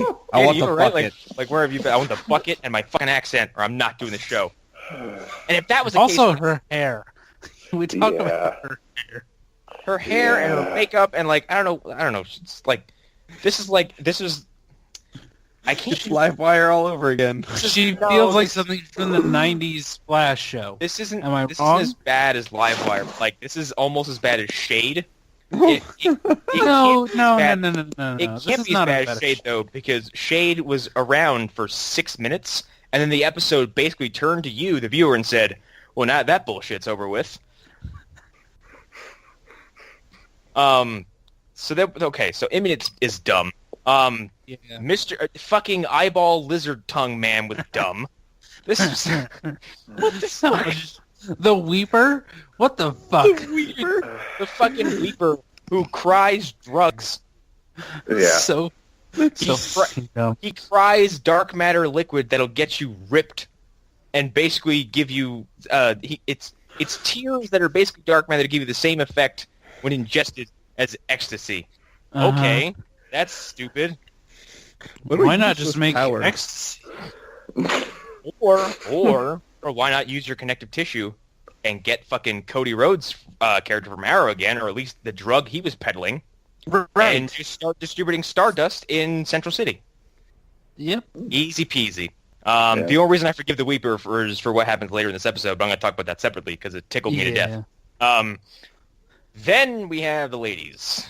Felicity Smoke shows up from Central City. That was good, actually. Yeah. I did like Felicity being there because despite everyone's problems with Felicity, like to the people who have stopped watching this show and still are convinced that Felicity is the worst fucking thing. Hi, welcome to 2017. Iris is cancer. Wait, are there really Felicity haters? Because those people are wrong. I love Felicity. There are Felicity haters like in our group who have admitted that they haven't watched any of the CW stuff in about a year and a half, 2 years. Basically, So they when, aren't- when it started getting good again. Yeah, that's right. Yeah. And that's what I told but they're like we're long past the point of caring. I'm like, all right, you're lost. They stopped watching when she was getting up out of a chair by getting angry at Oliver. They stopped watching at the worst moment. But I'm angry at you, Oliver. You made me angry, and now I can stand up for myself. And then she stands up. Because she had leg implants that weren't connecting to her brain right. But then when she got angry, they connected right. Because that's how science works. Yeah. This is where we do need your facts, Erik. Yeah. I'm not a spinal surgeon, all right? Give me a fucking break here. Salt on that one. I'm just messing with you. I know. So then we had, like, Felicity's okay, and, like, I am not entirely a fan of Killer Frost anymore. One, her makeup and hair get more ridiculous every time we see her. Also, like, the need for her to be, like, she changes and then like goes into Star Labs and like I have to go find this very conveniently blue themed leather outfit that I have stored away. I'm gonna go change into that makes me look like a supervillain that I had just for this occasion when I was going to flee the city as Killer Frost because I mapped this out entirely to the day. Yeah. Remember last season when she was like Iceman and she was really cool? Even when she literally ice surfed throughout the entire fucking city and it was awesome. That was a good episode. It was so cool they had to nerf Barry just to make her look awesome. Or what she did to Black Flash. Yeah. Yeah. She trapped the Black Flash. She killed Speedster Death. She killed him, okay? For like a second, but it still counts. Yeah. Yeah. So she did something that few people have done. She did something the Reverse Flash didn't even fucking do. Okay, the Reverse Flash didn't even like, think fuck of it. This noise, and he ran away. No, I'm talking about when he actually changed reality. He could have just wiped away the Black Flash. I don't think that's he can. true. Because Black Flash doesn't exist in he primarily exists in the Speed Force. So I don't think the Speed Force would allow him to do that. I think you're looking for logic in which there is none. Yeah, I think Eobard could have made it so that he was the Speed Force. Like, I think he could have been like, no, I am the Speed Force. The Speed Force is me, and I'm the only one that has it. We are the Speed Force. We are the Speed Force. No. And then, like, okay, so we'll get to Iris, who's this is her bachelorette party, and her bachelorette party boils down to her coworker, her friend from a different city, and like her new stepmom. Yeah. No, her competition from another city. Let's get that straight. They are not friends. Yeah.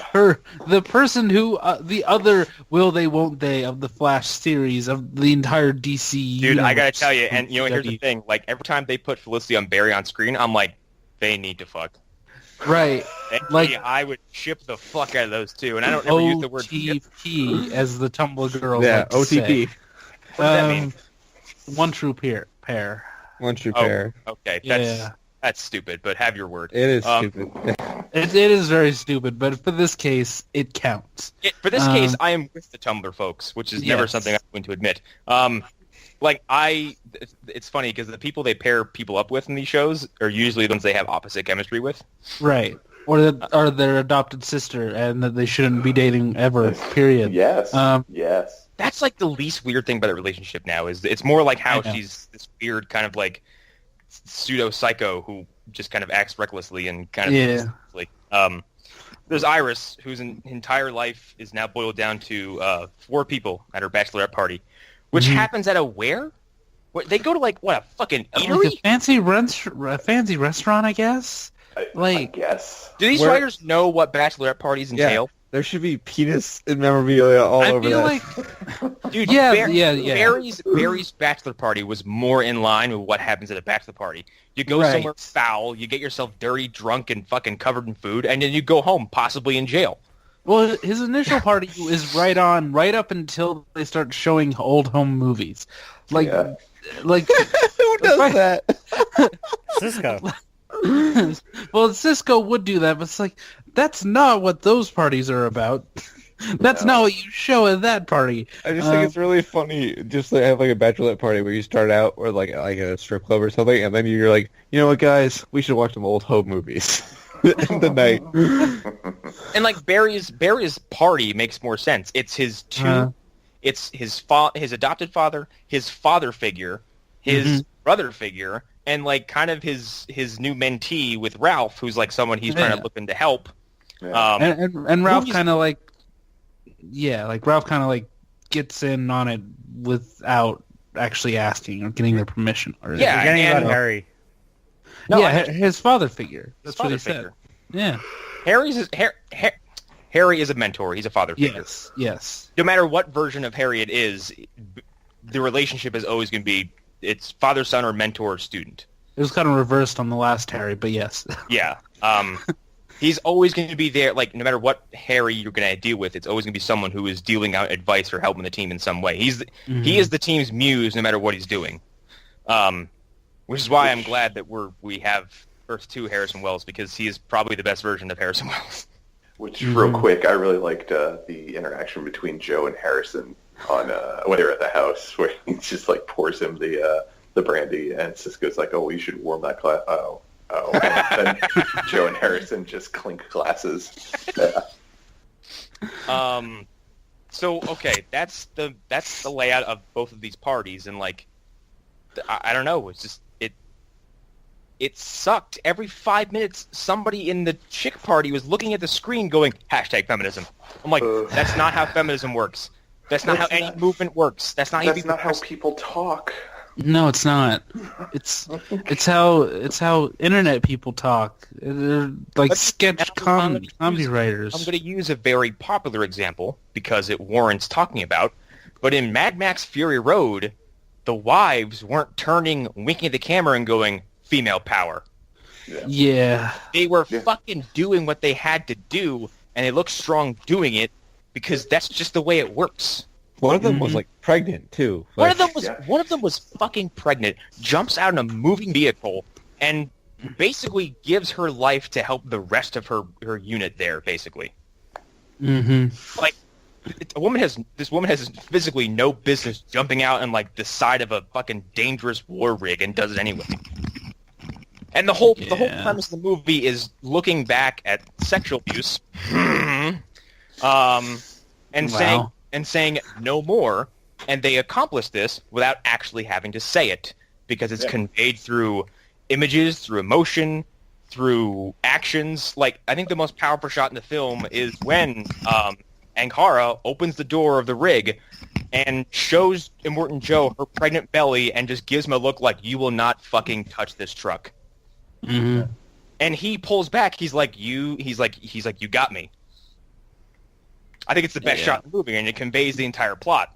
And that's because it's done through strong storytelling. Yes, and this is just not. And it's hindered by a fucking bad villain who's got a bad performance with just bad writing, and then like at the end it's like, "Killer Frost, help us! I'm gonna make an ice bubble." You can literally you could Sub-Zero this entire room, and your best knee-jerk reaction is to make a dome. Fuck you. I'm gonna make an ice bowl. It's good. She could have frozen all of Amunet Black's metal shards and then threw them back at her. She could have done to Immunet what Liu Kang did to Sub-Zero in the Mortal Kombat movie. She could have thrown a fucking icicle at her and ended the entire ordeal. But because they've been dancing on this will she, won't she, Killer Frost deal, they pull her powers back. They just make her this kind of weird defensive meta, even though the whole time she's like, "I'll freeze your fingers off. I'll freeze your eye off. I'll freeze your head off. I'll freeze your balls." I'm like, you can't be this sadistic and then just decide to backpedal. Yeah. And it's all basically undone, like, at the end. Like, it seems like she kind of banners out of it. Because that's basically... They even made the comparison to, like, "Wow, you're like the Incredible Hulk." I'm like, okay, now we finally come out and said it. Yeah. Wow. I totally missed that. Yeah. Meanwhile, Barry has told everybody his identity. Meanwhile, Barry is drunk at a seedy strip club called the Golden Booty. That's not even like GTA level. Which is so deliberate that I have to applaud. It's just like sheer just tackiness. Disgusting. He's Oh, he's covered in the wing sauce subplot. at the bar, going, "I'm the Flash." God damn it. Okay, I needed chicken wings again. I completely missed that because I must have passed out for a second or two because I thought he was covered in his own vomit, not wing sauce. I didn't. No. No, they turn around. They turn around and they go, "Barry, what happened to you?" He's like, "I just really like chicken wings." Yeah. Yeah, it looks like maybe- fried. And then I think Barry's bachelor party, like just the way he was carrying himself, like that's what would happen to someone. You would get drunk and you would be covered in hot sauce, just going and crying because of something completely silly. I really relate to that. I really do. Yeah. I watched a friend of mine get drunk at a Labor Day. Was it a Labor Day party? I can't fucking remember. There was lots that happened at that party. There's too much. There's nudity and violence. There was nudity at 12 p.m. Let's just put it that way. That's a fun time right there. It was so horrifying. My friend Dave was walking around in a cane at the time, almost fell into a pool because he was horrified at what he saw. So later in the evening, my friend Frank, who'd been drinking since 12 noon that day, is in the pool and is so drunk he can't figure out how to get from the deep end to the shallow end.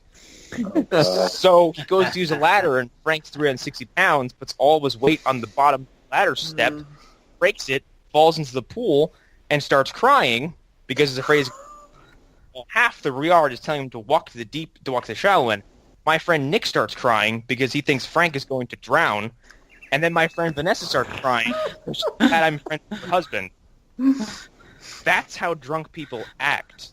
Yeah. Yeah. God. Oh God. And like I said in the beginning of this whole rant, that's been basically me just dumping on this show. The show where Barry's new half sister is just because feminism. Oh God. Yeah, feminism, right, guys? Here's the one thing I will take away from this whole thing is that it made me like Cecile a whole lot more. Yes. It's like of the new additions to the show, I think she's the most pleasant. Also, how old is she? Because she looks phenomenal, and I don't think she's as old as the actress playing Joe. And if she is, I need to whatever cream she has, or whatever she's using to keep herself looking Some sort of ungent. I'm convinced that she found that fucking potion from Death Becomes Her or something. Mm-hmm. She's beautiful. Do you know who she also is? Who? Shaundi from Saints Row 3 and on. What? Yeah. What? That's not something I would expect. But yeah, I think she's funny. I think she's witty. I think she's one of the only people who has instant chemistry with the person they pair her up with. Mm-hmm. Her and Joe are great, and I'm still laughing at Joe's 404 error not found when she told him she was pregnant.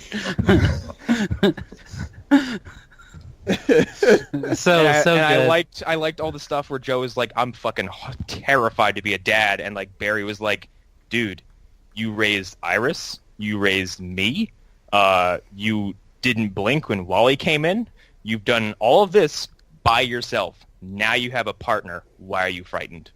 Yeah. I'm like, this is the realest shit the show has done in a long time. Yeah, some of the best stuff of the whole episode. Yeah. And I think when the show, even when the show is being bad, because as much as we rail on season 3, even when Flash is being bad, it's still a show that I really love watching, because even amongst like all the missteps, there's stuff like that. And I think even like there's been, ever since we kind of ragged on Iris for being the fucking worst in the first 2 episodes, like there's individual moments where you're like, that's cool. Like I think when they were going through Ralph Did Me stuff last week, get the sample, like her going, oh, hairbrush, got it. Mm-hmm. I was like, that kind of makes her look useful. And then like the slam cut to her going, and that's what it feels like to face your solid matter. I'm like, that's funny as fuck.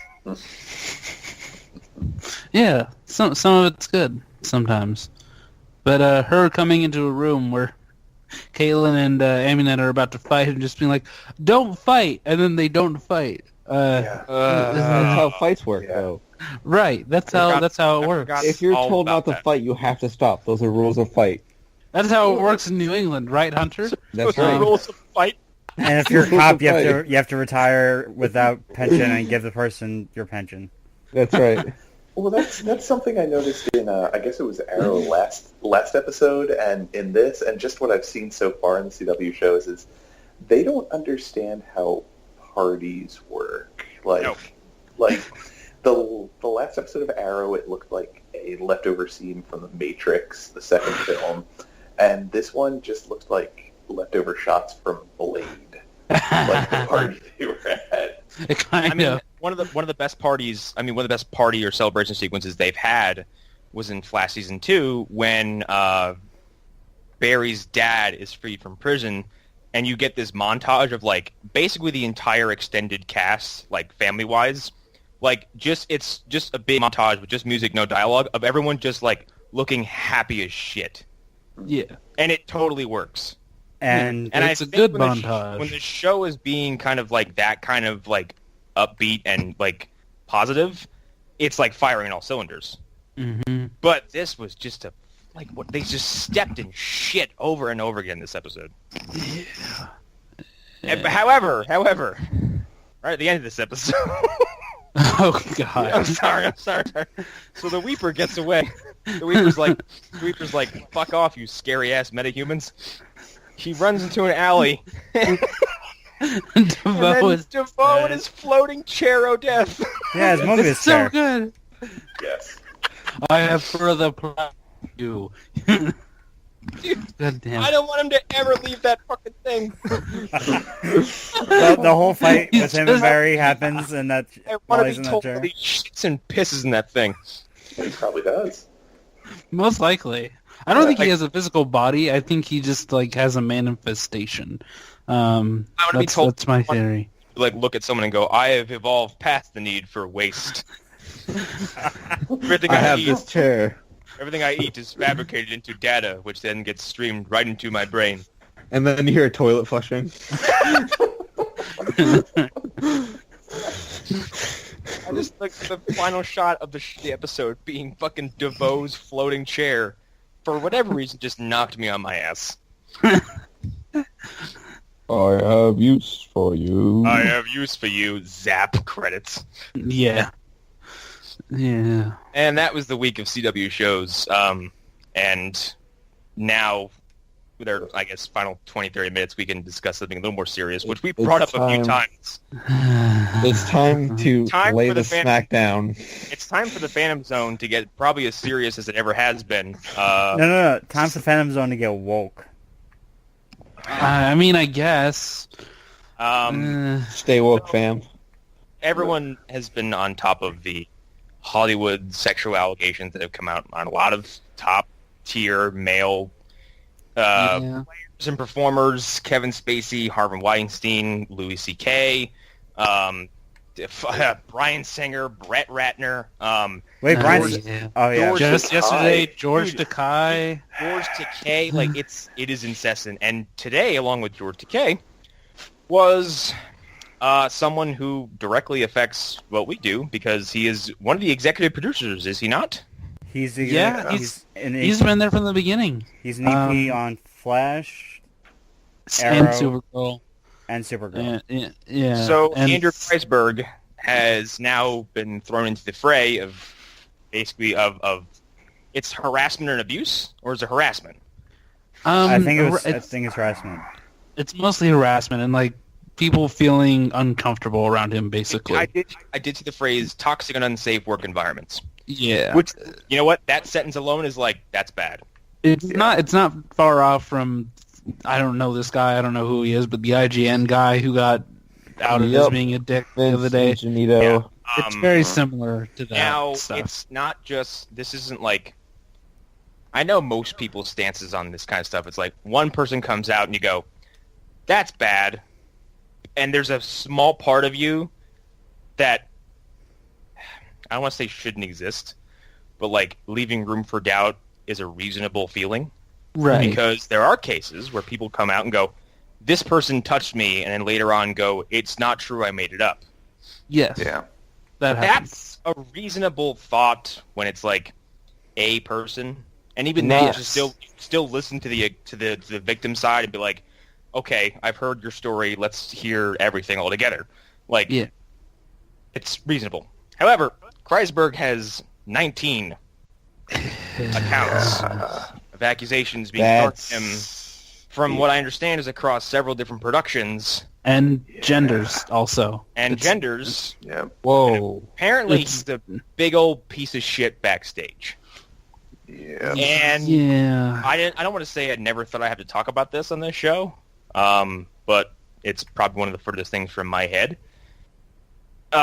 Mostly because, like, I don't want this fucking bullshit, toxic, poison, evil attitude kind of sprinkling into our little community. It's not. I'm not trying to be a precious little snowflake who doesn't want his feelings hurt, but I also don't. It's the kind of negativity I don't fucking want to see. I don't want to fucking see people defend this shit. It's basically, I'll say it. Like, I don't want. Let me say this right now, and this may come out in a few days, whatever. And the people who I'm targeting may not even listen to this. If you defend this at all, your fucking ass is out. I will boot you without even discussing this with anybody else. I don't want to be like. I will ban you. I will make sure you never step foot near this community or another one. Okay? Yeah. That is how far I You will get hunt you. blackballed. Yeah. It's not a matter of disagreeing. It's a matter of defending a behavior that we don't want in this community. No, Like- or any community. This is Yes. fucking reprehensible. Yeah, we don't want this anywhere. And We don't it's- want to see this. All right, Yeah, you know like- what? Here it is. I'm gonna have a moment here. When I was 14 years old, I had a run-in with a pedophile. I didn't get touched, but I was accosted, and it scared the piss out of me. I was by myself. It was late at night. I was 14. Dude was fucking way older. Offered me money for sexual favors. I have spoken about that maybe 4 times since it's happened, this being the 4th. I've been kind of more open with it ever since this stuff started coming out with all these people. I empathize with anyone who's ever been harassed, and I can't imagine what it's like for someone who's actually been touched. Yeah. This kind of behavior is indefensible, like I said, reprehensible, and has no place anywhere at any time. I don't care how much fucking money you have. And first of all, if you... Like, Harvey Weinstein is, like, currently the top of my list for, like, biggest piece of shit in Hollywood. Yeah. One, he looks like he looks like a shaved bear. 2, like, he uses his fucking money and influence to stifle and suppress people, and it's very possible that Kreisberg has done the same thing. Yeah. Yeah. And Yeah. again, just because he hasn't touched anybody doesn't mean his behavior is any more excusable. Right. Yeah. No, it's. And maybe it's just because for all of our foils and foibles and all that whatnot, we're still decent people at heart. I don't understand how these people don't understand not to do this shit. Like, I mean, specifically, A, as being a decent human being, and B, being in a position of power. It doesn't make any sense to me. yeah. Just because you are technically someone's boss does not mean you have so much ultimate authority over them that you can treat them like a fucking object. Yeah. Yeah. And this is trickling down to places I didn't imagine it would go. We mentioned people like Harvey Weinstein, but a lot of people probably don't know that Adam Blampied? What the fuck is his last name? Plumpy from What Culture? Plumpy from What Culture came out and basically admitted to using his position, now this is going to sound stupid as shit, using his position as a YouTube celebrity to basically solicit female fans for, like, nudes. And kind of came out and gave a half-hearted, half-ass apology to it and stepped down from the new project. But, like, the fucking balls on you to think that your position gives you the ability to go to the opposite sex and try to just get them to do fucking gross-ass sexual favors for you. I don't care if there was no contact involved. It's still disgusting. And for, like, it sounds like Kreisberg was just, like, sexually demeaning everybody around him. Yeah. Yeah, I'm still confused by what I was reading. And his defense was so weird also. Like, I've been known to take people under my wing very personally. He basically came out and said, I'm not a racist, but... Kind of. Like, he said, oh, I've said lots of things, but none of them were ever sexual. I'm like, the fact that you added the but halfway in there is a very large red flag. Yeah. That means you've said some stupid shit to people that you probably shouldn't have said, and you're kind of not remembering correctly, or you're just misremembering it on purpose, like Harvey Weinstein did. I didn't do that. I totally did it. Yeah. Like, it's. I don't understand how these grown-ass men can't know better. Like, yeah, I don't know. I don't know if it's an old, like, Hollywood or entertainment business thing that these people just came into, and they're like, well, that's the way it's always been, so I'll just continue to do like the people before me did. But it's just, I don't know if there's any real answer that would satisfy any of us. There's no answer. Like, I mean, the only thing that's satisfying me is what's going on right now is that every time these accusations pop up, thankfully, the reaction from, and I don't care if it's morally motivated or money motivated or politically motivated, the fact that action being taken is a good start. Yeah, it's nice. The fact that Netflix is like, Kevin Spacey, you're fucking out. That was good. FX did the same thing to Louis C.K. DC did something similar today. Netflix also did the same thing for Louis also, because he had a lot of stuff in development apparently. Yes, and Hunter, I'm glad you brought that up because that's really important too. What is he, an editor? Editor Eddie, I don't know his last name. Editor DC. Yeah, I just put a editor picture of him DC rose through the ranks of the company despite being like a known harasser. Yeah, this has been known for, or at least there's been accusations that have gone and out only now, basically to save face. Yeah, and it looks bad from DC's end. It does look real it bad. Does look real bad. It also kind of looks bad from Warner Brothers' end for Kreisberg because, like, I doubt this is the first time these accusations have come forward. Now it's an awful handy time to do something about it. You know, it kind of makes sense. Makes it look good on paper. I was listening to an episode of Fat Man on Batman with Kreisberg, and he mentioned that he got fired from writing Green Arrow and Black Canary. Yeah, that's telling. Well, and I kind of wonder if this goes back to, I remember I think on the first or second episode I was on with you guys talking about how none of the women are wearing bras and whatnot. Like, I wonder if some of their issues with women tie directly back into a culture that Kreisberg has cultivated there. You look at the way the shows are structured. There's some definite like issues there. Like he's a showrunner. Is he not? Like he's a showrunner on Flash and Supergirl. Like he was one of the co-showrunners. He has the biggest impact on those two shows. It honestly wouldn't surprise me if he is responsible for Guardian. I don't want to either. I don't want to. But here's the thing: I don't want to go into that stuff. He's a strong male sidekick. Yeah, I guess. Like, I don't know. Maybe it could be someone else's idea. I feel like what we know about him is bad enough already. That's the thing. Like, speculating on what his particular perversion. Well, not even perversion. His fucked upness. Well, he does have. He's perverted. Like he's a fucking freak. Like another thing about Eddie Berganza. Before the new 52 started in like 2011, he got promoted. He went from regular editor, like Superman editor, to executive editor. Yeah. And then he got knocked down to group editor. Yeah, and people were wondering what was going to happen, like when I'm forgetting the name of the book. I think it's Superwoman. The writer, or not the writer, the artist, Mel Lupacino. Yeah, I don't know. People were worried that something bad was going to happen.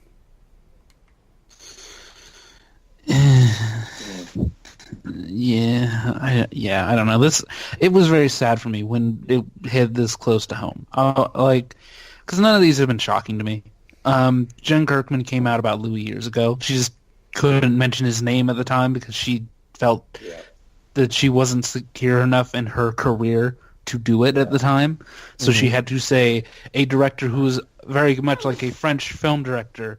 And that's as much as she could say without feeling like she would get kicked out of the industry. Also, in regards to Louis C.K., his movie that just got pulled couldn't have been more poorly timed on a cosmic level. He made a fucking movie about a creepy film executive who's going to date his basically underage daughter.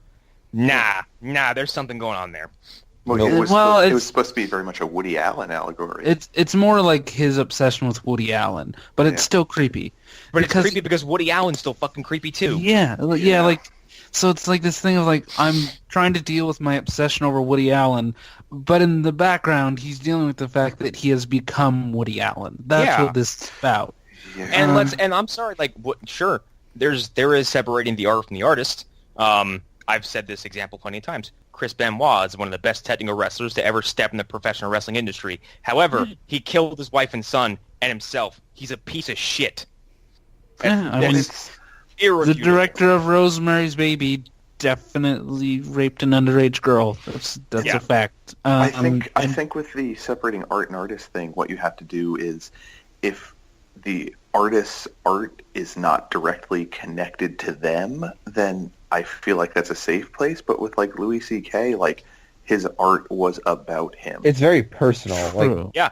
And you can go back. You can't separate them. You can even go back to his stand-up comedy specials because comedy does tend to age poorly. Go watch some Eddie Murphy stand-up specials, and you'll be like, oh, this is funny. Oh, the gay jokes. Oh, yeah. Yeah, and then when you find out he was kind of covering up some of his own kinks. You go back and watch some Louis C.K. stand-ups, you're like, haha, this is very bad now. Oh, no. Yeah. So, I mean, the evidence is probably there. The thing with Kreisberg is, he didn't fucking enter my head or my personal atmosphere until, we all started this. Yeah. And I didn't know who he was when Green Lantern came out. I didn't know who he was, and it didn't matter to me who he was. The thing is, I kind of feel dirty now. Because I know what you mean. own the trade of his run on Green Arrow. No, it's not. You shouldn't, because it's not your fault. No, I feel dirty having it. But again, look at that and go, oh, I must, you can fucking burn it if you want to, but I don't think anyone's going to hold you accountable if you hold on to it. It's you... I was talking earlier today, I'd be like, nothing is going to make me say House of Cards is a bad show because Kevin Spacey's a piece of shit. Because I don't think that's fair to other people who worked on that show. I'm never going to say Louis wasn't one of the best television shows I've ever seen. I can't go back on that. I can't say that. Well, and any book or any TV show or any movie is not the work of one person. It's the work of a team. Yeah. And I think to slam an entire production for one person is short-sighted.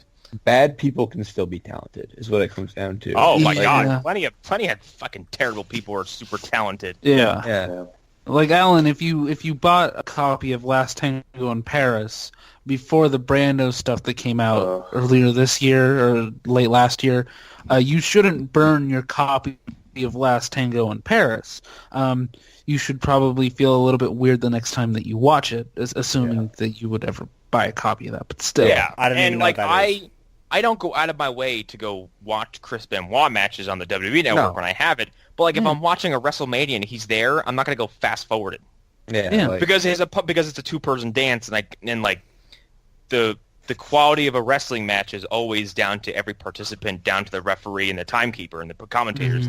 There's elements that make up something that's of quality standard. And seeing Chris Benoit, it's murderer, skip.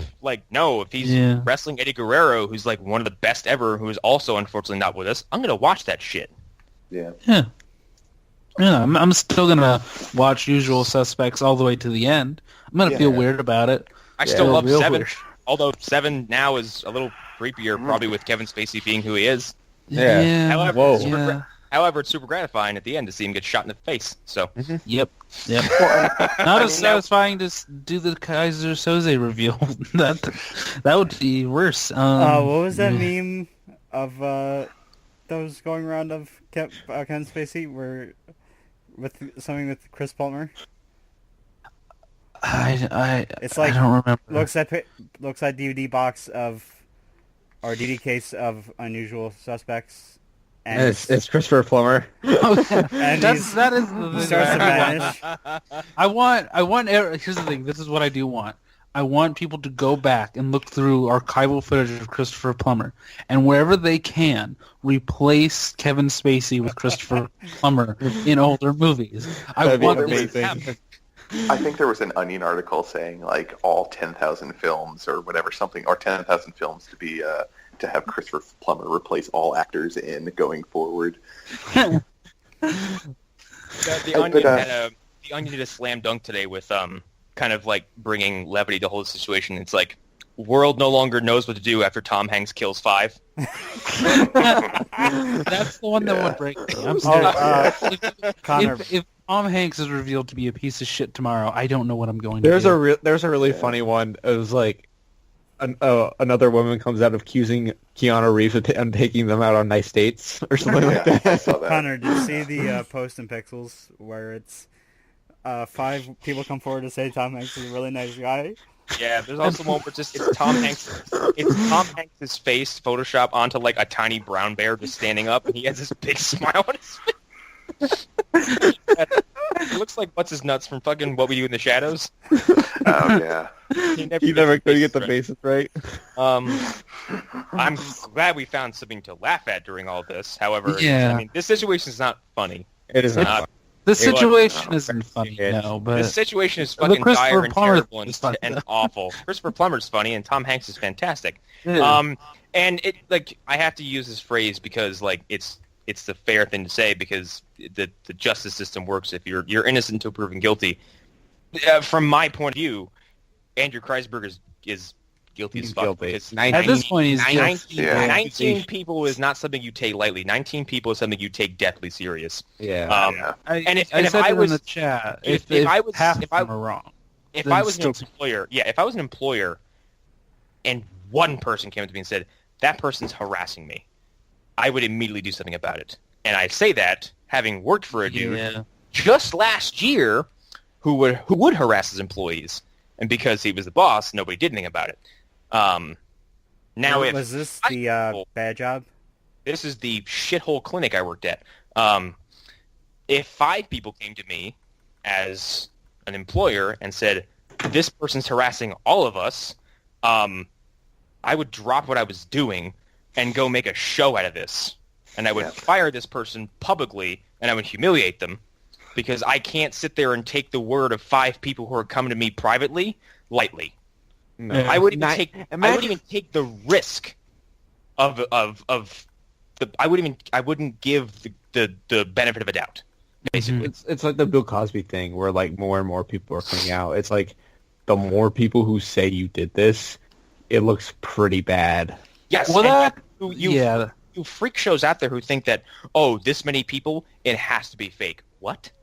But no, that's got not to how a evidence. cartoonish What point, fucking though. planet do you live on? That's not how witness testimonies That's work. not how You evidence head. works either. Like, Yeah. Oh wow, we have one piece of evidence. This is rock solid. We must go to court now.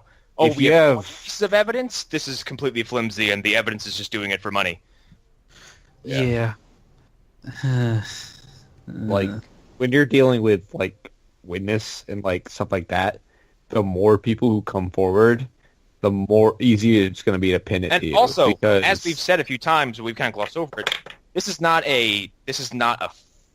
with Kreisberg. It's not a feminism issue. This is him harassing both genders. yeah, This is being a scumbag to seemingly everybody around him. And this is 19 people who have come forward personally. This is an encounter. This is including anybody who may have been like a tertiary character to one of his little outbursts, or someone he may have offhandedly said something shitty to. Mhm. Well, and this these are- isn't including the people that might have had their accusations swept under the rug too. that too. Yeah. Eric, you know, And 19 people doesn't happen overnight. 19 people happens over several years. It becomes systemic at that point. Like, and it's important to point out that the story that came out, it sounds like Warner Brothers has been investigating this for a while. They've known about it, but they wanted to make it public just to say that so people know that they were doing something about it. And he is, by the way, it's not like they didn't do anything. He is suspended. Yeah. He's suspended. This editor from DC has been suspended. And unfortunately, it seems like it does seem reactionary. Mm-hmm. And there's a bit of transparency to it where you're like, I don't know if you're sincerely concerned about this. I don't know if you're sincerely concerned about the well-being of your bottom layer employees, or if you're more concerned like this is a PR disaster.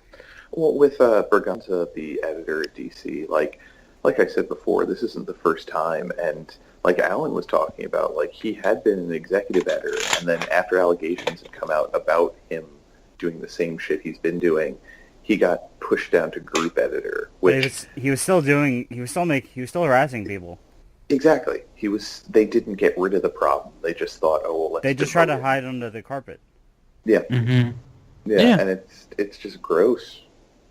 It just Eric, at this I do have point, a question though, because you'd more like it, or more, you know it I'd more like like it. No,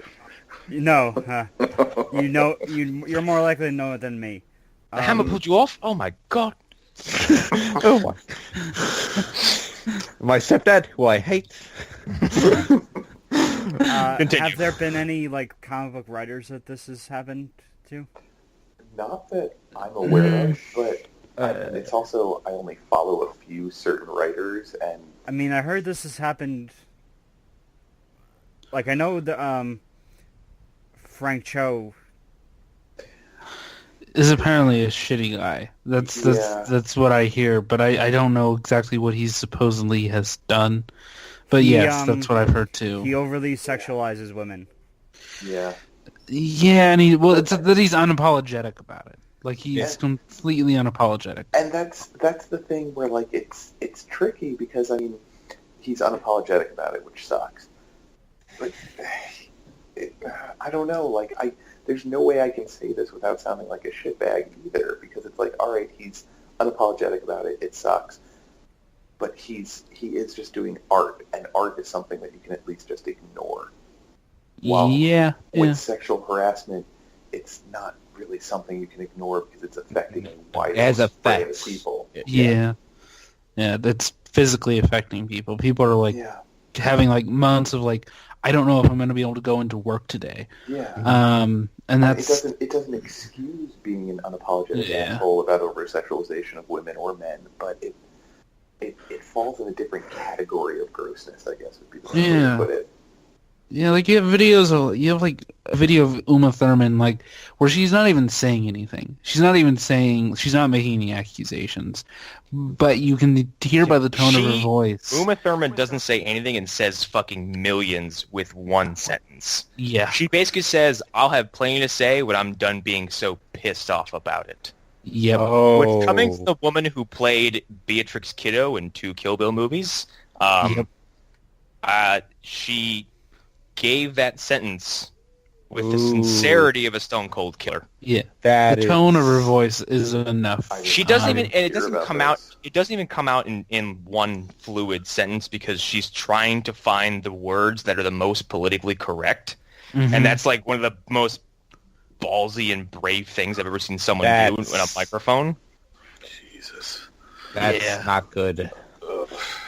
Yeah, like, and then you have things like years ago, Courtney Love saying, "Don't go into a hotel room with Harvey Weinstein." It's like, it's all so gross, and it's like tomorrow something else is going to come out, and we're not going to be able to react to that either. It's all, it's going to keep going, and I'm fine with it. Like, if it's a witch hunt, but witches are actually getting hung or whatever, I'm fine with that, I guess. It's not a witch hunt. Let's get that out of the way right now.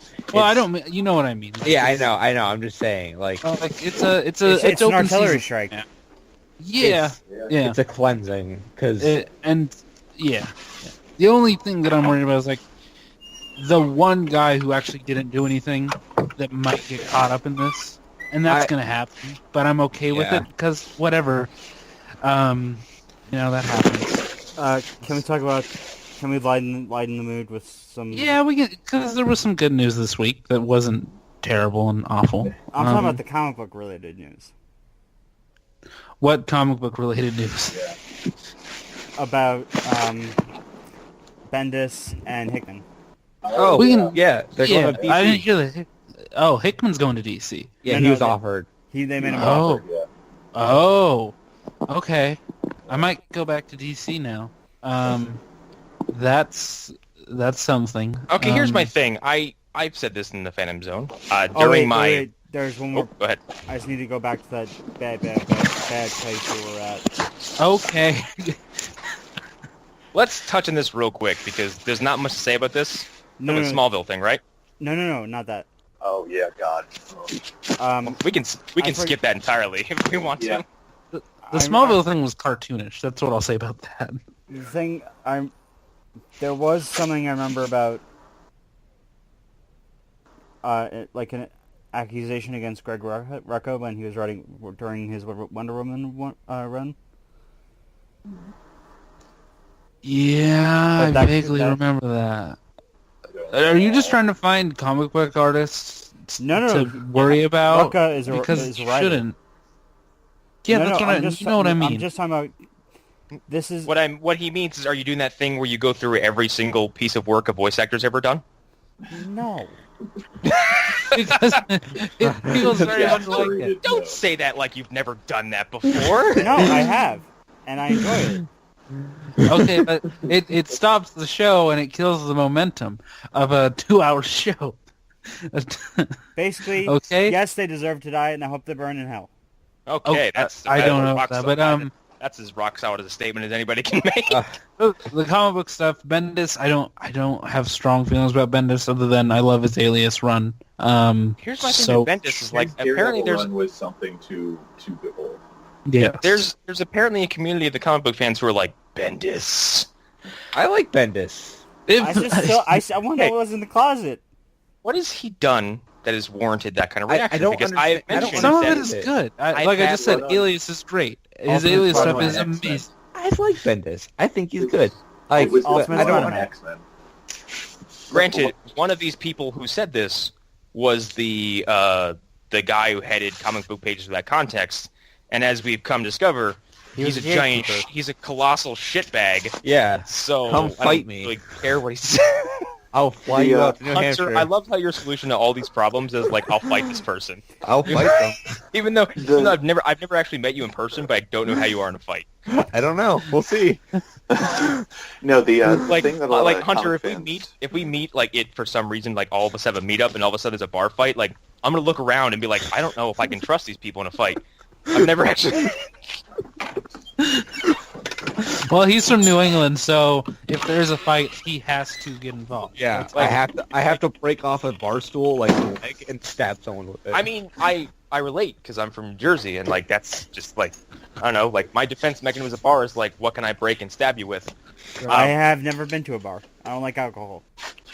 Thanks, Allan. Thank you. Our own Ryan Scott up in here. Allan, stay pure. Back to the Bendis thing. Stay The pure, thing pony boy. that drew the ire of a lot of comic fans was his run on X-Men. Oh, okay. He brought Scott, Jean, Hank McCoy, and Angel from the past to the present. Nope. I actually liked that idea. I read that entire run. It's not bad. It's not all as I bad heard as was people Scott make it out and to be. Jean, and I'm completely not interested. Well, You said so the two magical words to make Hunter fucking tune out. it's young Scott and Jean, like very young, like It's 60 Scott and Jean. There it is again. Yeah. And the funny thing, this all happens like I think this happens like they go to Wolverine's school or the Jean Grey School for Higher Learning. Yeah. And they do. And Wolverine is like, wait, what? And he just gets knocked out. Yeah, it's also a lot of He people just like gets after- cold cocked in the face.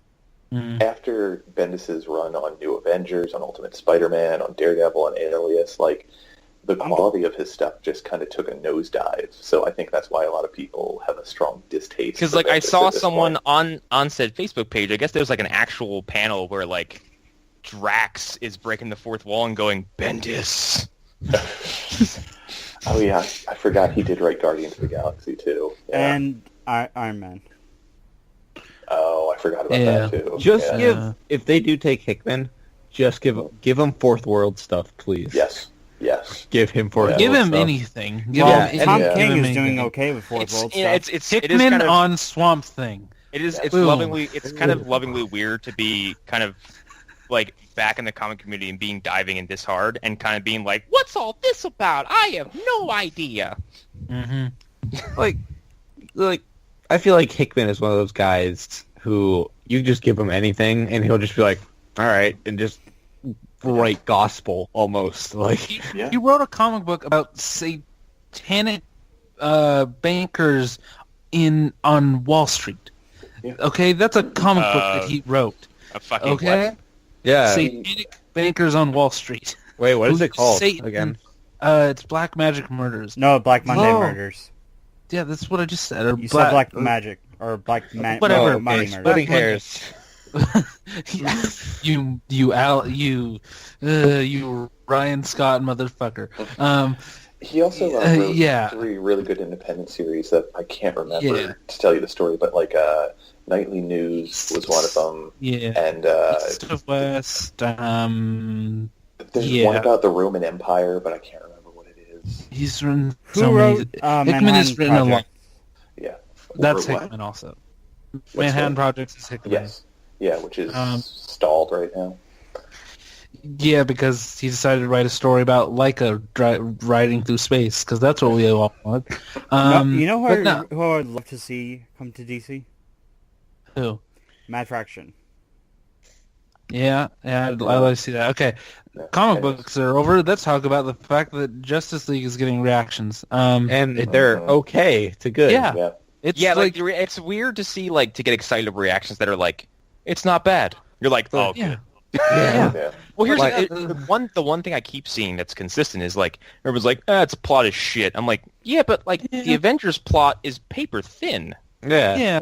If Like, that's your it's criticism, I'm not worried." It's the Magnificent Seven with like aliens. So like, sure, if you can't do better than that, But dude, okay. the Avengers plot is good guys punch bad aliens in Yeah. New York, and that's it. Yeah. I think one of is the literally all they issues do. I have with these reviews is where people are like, the villain's weak. And it's like, I motherfucker. mean, Thor dude, it's 2 fucking exists. Steppenwolf. It's all, that too. Like I think I saw Andy talking about it. Andy and Joshua talking about it on Facebook. And they're like, okay, the villain's weak, but like anybody here, raise your hand if you can tell me who Steppenwolf is. Nobody? That's what I thought. I can. Alan, of course you can. Yeah, you motherfucker. Alan, you're But, okay, Alan, describe Steppenwolf in 2 sentences. He's a lieutenant of Darkseid. Okay, now Bam, that's explain Darkseid in 1 sentence. That can't be done. He's Okay. There you go. He's a So bad there- guy. There's the problem. All I can say is either Kirby or Fourth World.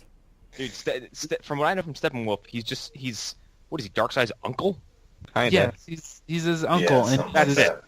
That General. is fucking it. Okay. they chose him because he has a cool design in the comics. He Kinda. looks fucking rad in the comic. Remember Yeah, when he has he a killed cool design. when he killed his- Wonder Woman, Superman, and Batman in Earth 2? Yeah, I'm sure he did. and he has a connection to Darkseid. That's the only reason. he's the villain. Darkseid, god damn it! I don't give a fuck. Oh, This coming Alan. from the guy who says Constant. Yeah, What yeah. is it? What Damn the it. fuck? And Constantine. Mario. Constantine. What the thank fuck, you. Alan? Yeah, you probably say Sephiroth, and we're off the mic too. Also, No, I I said said Sephiroth. I said seed for all my life before I heard it pronounced as Darkseid, so I don't give a fuck. Also, Yeah. I before E except after C. Okay. Bam. Yeah. It's I- Darkseid. With the JLA whatnot, like the reactions, like them saying like, the plot's okay, but all of the overly positive stuff have been like the characterizations, which Yes. makes me more excited than anything else. That's literally why we all went to see Avengers, because It's characters we had, and this is a different story because like the Avengers took 8 movies. 8 movies to like get to where they are, and Justice League is going to introduce half of the team in one movie. Yeah, which is whatever. If it can It's be a done, daunting let's task. see. Yeah, But it's like that's why everybody's. I kind of feel validated because I was from the beginning. I was like, Ezra Miller would make it okay. He's gonna make a good Flash, and now everyone's like, yeah, the characters. And I'm like, yeah, I was right. Oh, you mean First Andrew of all- Crane? First of all, like Yeah, he does look like Andrew. Yeah, I told Andrew that. as soon as Ezra Miller was announced, I was like, well, my concerns are no longer a problem because if you've seen Ezra Miller act, you're like, He's oh, a good actor. He's fucking- a great He's a actor. very good actor. He's got that. He's got a smile that like will light up any room. Like, I've seen him do the opposite. I've seen him in a movie called. The first time I saw him was in a movie called Need to Heaven. oh, Yes. that movie is. That movie is fucked, and he Yeah. is absolutely terrifying in that movie, and he Yeah. barely speaks. He's got presence.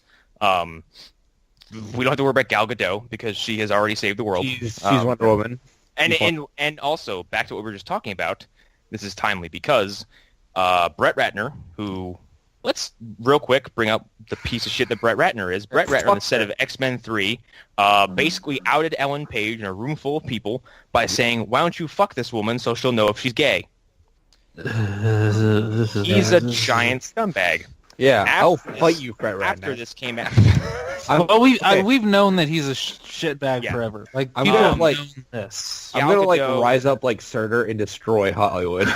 But the problem with it is that Rack Pack Entertainment is his fucking company, and they produce every DC film. Not just that, they produce every Warner Brothers film that comes out. I Gal really Gadot. wish that was you were going to talk about the suplex, but anything else. No, I can't until we do I it. haven't Yeah. seen the movie yet, Yeah. guys. Gal Gadot has basically said, "I will not be Wonder Woman again if this guy stays on with your productions."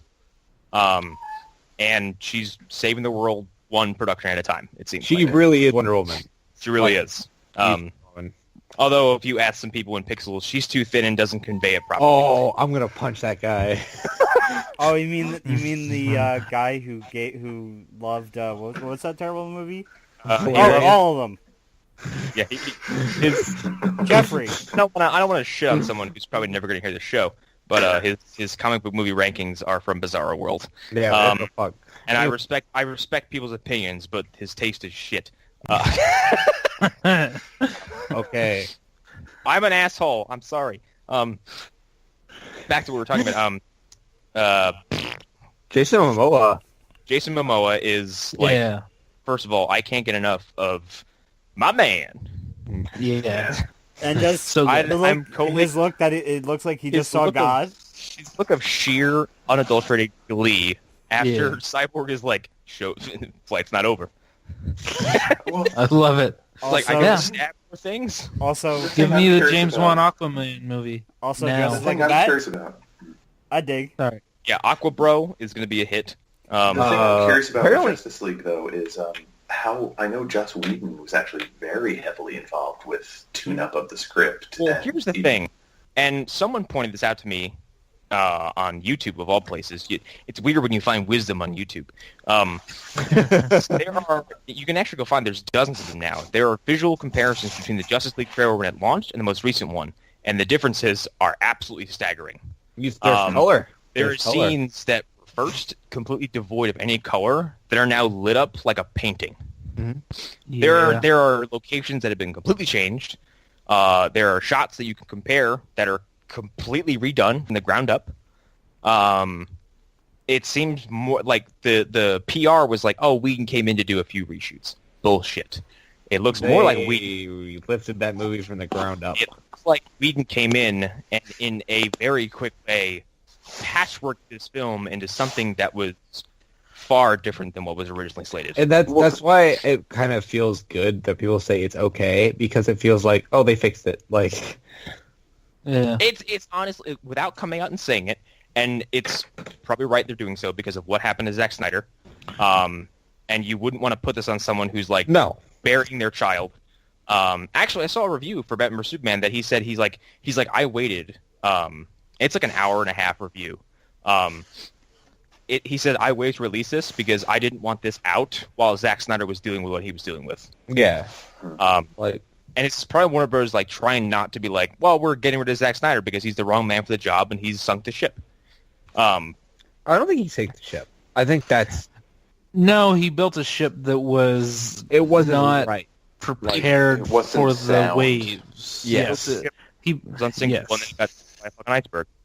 Yeah. God Yep. damn. But no, yeah, he built a... Yeah, he steered a ship out into the ocean that was not ready for the He mission. built a ship, but then halfway through he was like, by the way, guys, I built it out of cement. Right. That's And okay, right? Rand. And And then Anne Rand books. And then it started Yes. sinking. People were like, why the fuck didn't you tell us it was made of cement when we launched? Oh God, We'd be grab something, we're sinking! We'd be a lot safer if you just told us out of the gate. And he's like, I can't save you from the ocean. You must learn to swim on your own.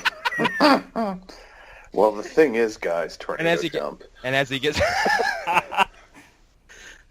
Every time you say that, I envision in my head just like Jonathan Kent just like standing there with his arms at his side, just like, the thing is, and then he just like kind of like just turns and angles himself and just like shoots into a tornado. He jumps like a salmon going upstream. He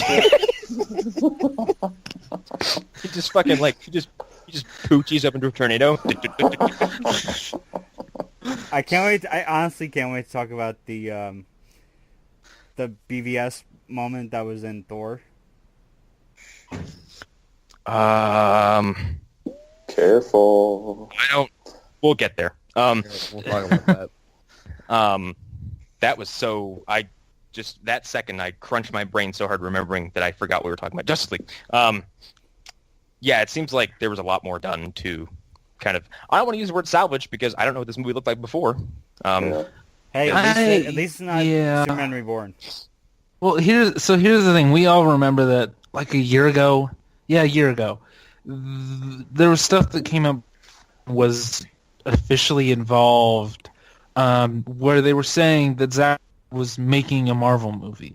And everybody was saying that. There wasn't a single person that went on that set and heard the film that they were describing and didn't say, this is not Batman versus Superman at all. This is a completely different movie. So I don't think it was that much of a salvaging thing. I think it was Zack's tone, as we've seen over a number of films, is not naturally comedic. That's just that's not his thing. And his funniest movies are Dawn of the Dead and 300.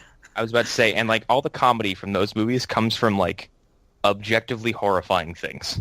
Yes. Like the funniest moment in 300 is when Leonidas is like, there's no reason we can't all be civil, as he's eating an apple and stabbing a man in the throat. Right. Yeah. It's or when funny. he won't kneel. Like, Yeah, it's funny, but it's for all the, and like, I'm sorry, but Xerxes is hilarious to me, and I don't know why. It's because he's a tall-ass man covered in gold, and he's like, why would you kneel before me? I can offer you all. All I ask that you kneel. That hurts to go that deep. kneel. I want you to kneel. Or in 300, Dawn of the Dead, the entire, the fucking Richard Cheese get down with the sickness montage. Yes. That's fantastic, because he's good at dark humor. However, like, levity and, like, upbeat humor, he probably sucks at. Because, like, there are jokes in Watchmen, but they're not his his- jokes. His best joke in BVS is she with you? No, I thought she was with you. I struggle to call that a joke. It's But Isn't it weird that Superman doesn't say a word to Diana that entire time? Yeah. He No. does- I just noticed Yes. that. What? He doesn't say a goddamn word to Wonder Woman the entire time. He just acknowledges she's there. He's like, "Oh, you're here. Is she with you? I don't care. Who the fuck is she?" He doesn't even ask her who her name is. He asks Bruce. He doesn't. He's respecting her. Did you invite her? Because she's doing a good job. She's making me look bad. Where'd she come But- from? She's making me look like a putz. But she's not choosing between two horses. Yeah. You have to let horses die, Clark. Fuck. Sometimes you gotta let your horses die to save other horses. That's just how it is. Sometimes you have nobody- to let horses die so you can build a house from their bones. So they learn a lesson. Sometimes nobody can have any horses. Sometimes you guys steal everybody's Halloween candy and give it to the kids who didn't go outside. I'm sorry, that's Donald Trump's son. Yeah. They're not the same. No, I'm excited for Justice League. Now, and honestly, I saw a clip with Steppenwolf in the tunnel. I don't know if everybody saw it. It's when they're kind of fighting Steppenwolf in this like underground tunnel, and like the clip just starts with Cyborg, like meteorite falling straight into that bat crawler, whatever the fuck it was. Mm-hmm. He crashes to the bottom of it, lands in the cockpit, like wires himself into it, and that's when he goes, "It's okay, Alfred, I'll take it from here." And Alfred's like, "I'm sorry, who the fuck are you?" He then like this thing. It's like it's a spider walker, so like it's upside down. Yeah. He rigs its leg so it climbs up one wall and then goes back like where it goes right side up, and he fires missiles at Steppenwolf, who then catches it and goes, "Primitive beings," hurls it into the wall, and then Batman just like shits his pants. He's like, underneath Gotham Harbor. And then Aquaman jumps in and starts fighting back the tide of water, and I was like, I'm in. Like, it's just awesome. Holy shit. Was this part of the Godsmack come Okay. together? No, trailer? this is a clip. This is a released clip. Fucking Godsmack. We thought why they we'd chose never them. see them again. Nope. Because it fits so well. And they released Don't you know? the most of the clip for Wonder Woman's stops the. I think it's actually like a bombing. It's not a bank robbery. And what's his face? Lord Bolton from fucking Game of Thrones. Yes. Head of the bank robbers. And he's got a bomb, and like Wonder Woman comes in, and the bomb is rigged for 15 seconds. And in like basically a quick old little montage, she takes down everybody, dodges a bullet like in slow mo, looks at it passing by her face, grabs the suitcase, jumps through the second floor, throws the bomb into the air. It explodes, causing no damage to anybody. She comes back down. The guy's like, "What are you?" She goes, "A believer," and then she knocks his ass out. Nice. Wow. I'm like, again, I'm in. I cannot wait for this movie now that I know that it's not going to be shit, honestly. Well, here's the thing with it. Like, initially the BBS reactions were like, "Oh, it's amazing," and then we all left. We're like, "You guys are fucking liars." It's like Broly from Team 4 Stars Dragon Ball Z Abridged. You lied to me. What's your power level? I spent a week trying to find myself and trying to understand what was going on with the world because there were so many people telling me BBS was good. Some of us have a mutual friend, Diego Crespo, who's a film critic. We all know he writes for fuck, I can't remember. Film Society? Yes, Talk Film. And his every time I bring up Martha to him, he's like, "Why do you have to bring up the moment in my life where I knew cinema was truly dead?" You know the worst part about that Martha moment for me is that I didn't realize they had the same name. No, it's. I think I listened to it in Laser Time. They were like, Zack Snyder got us, but he got us with like the dumbest thing ever. Yeah, no, it's stupid. It's like holy shit, we have the same name. Holy shit, this is stupid as fuck. It took me till after the movie to be like, that was kind of dumb. Actually, I felt myself. I don't want to go too much into this because we still will eventually one day have to do the People vs. Batman vs. Superman. That was the moment in the movie where I was kind of like, I felt my whole body weight like kind of collapse into the chair, and I was like, "That's it. This is where the movie broke in half." Like I was kind of in, like the fight was going cool, like hitting each other with urinals and kitchen sinks, and Batman's waxing serial killer monologues. And You're not a man. You're not even a good... My parents taught me one thing when they died alone in the gutter on that snowy night. And then that happened. I was like, "Welp, I'm done." And then the Doomsday fight happened. I was like, whatever. But anyway, I'm optimistic about Justice League. It's coming out in like 2 weeks. Yeah. And there's no Jesse Eisenberg sticking Jolly Ranchers in guys now. There is literally. Why do you have to keep bringing that up? Because it haunts my memories. I really hope if they do bring them back, because I don't think... I still don't hate the casting, But like, if they do bring him back, please get rid of all the rapey stuff. Yeah. It's really, it's so. Just kingpin him, and just basically like his time in prison has hardened him, and he's no longer this kind of weird Silicon Valley wacko. He's like a hardened fucking criminal genius. Yeah. Something. I do. The one thing I will say I like about Jesse Eisenberg is that like he comes across as someone who's just very nervous, and that's why he hates Superman so much, because he's everything he's not. Yeah, and, like that's like I think that's the core of Lex Luthor's character is like I'm one of the most powerful men on the planet. However, there's like a literal god here, and that makes me feel very small. Well, Yeah. Hunter, you're forgetting another reason he's very nervous. He's waiting for that? Michael Cera to come in and fucking kill him, and so he can get work again. It's like Highlander for awkward actors. Alan, that is your best joke ever. Holy shit! I was not expecting that. All right, can we wrap? Because it's getting very late. Yeah. We're done. Yeah, I don't remember what the other story was that was good, but there was another one. So. And I'll close with a sentence. An old cast member from Smallville apparently runs a sex cult where they brand each other and there's abuse. God damn it! I thought Listen, we'd we're be okay able with to it. avoid Let's that. go.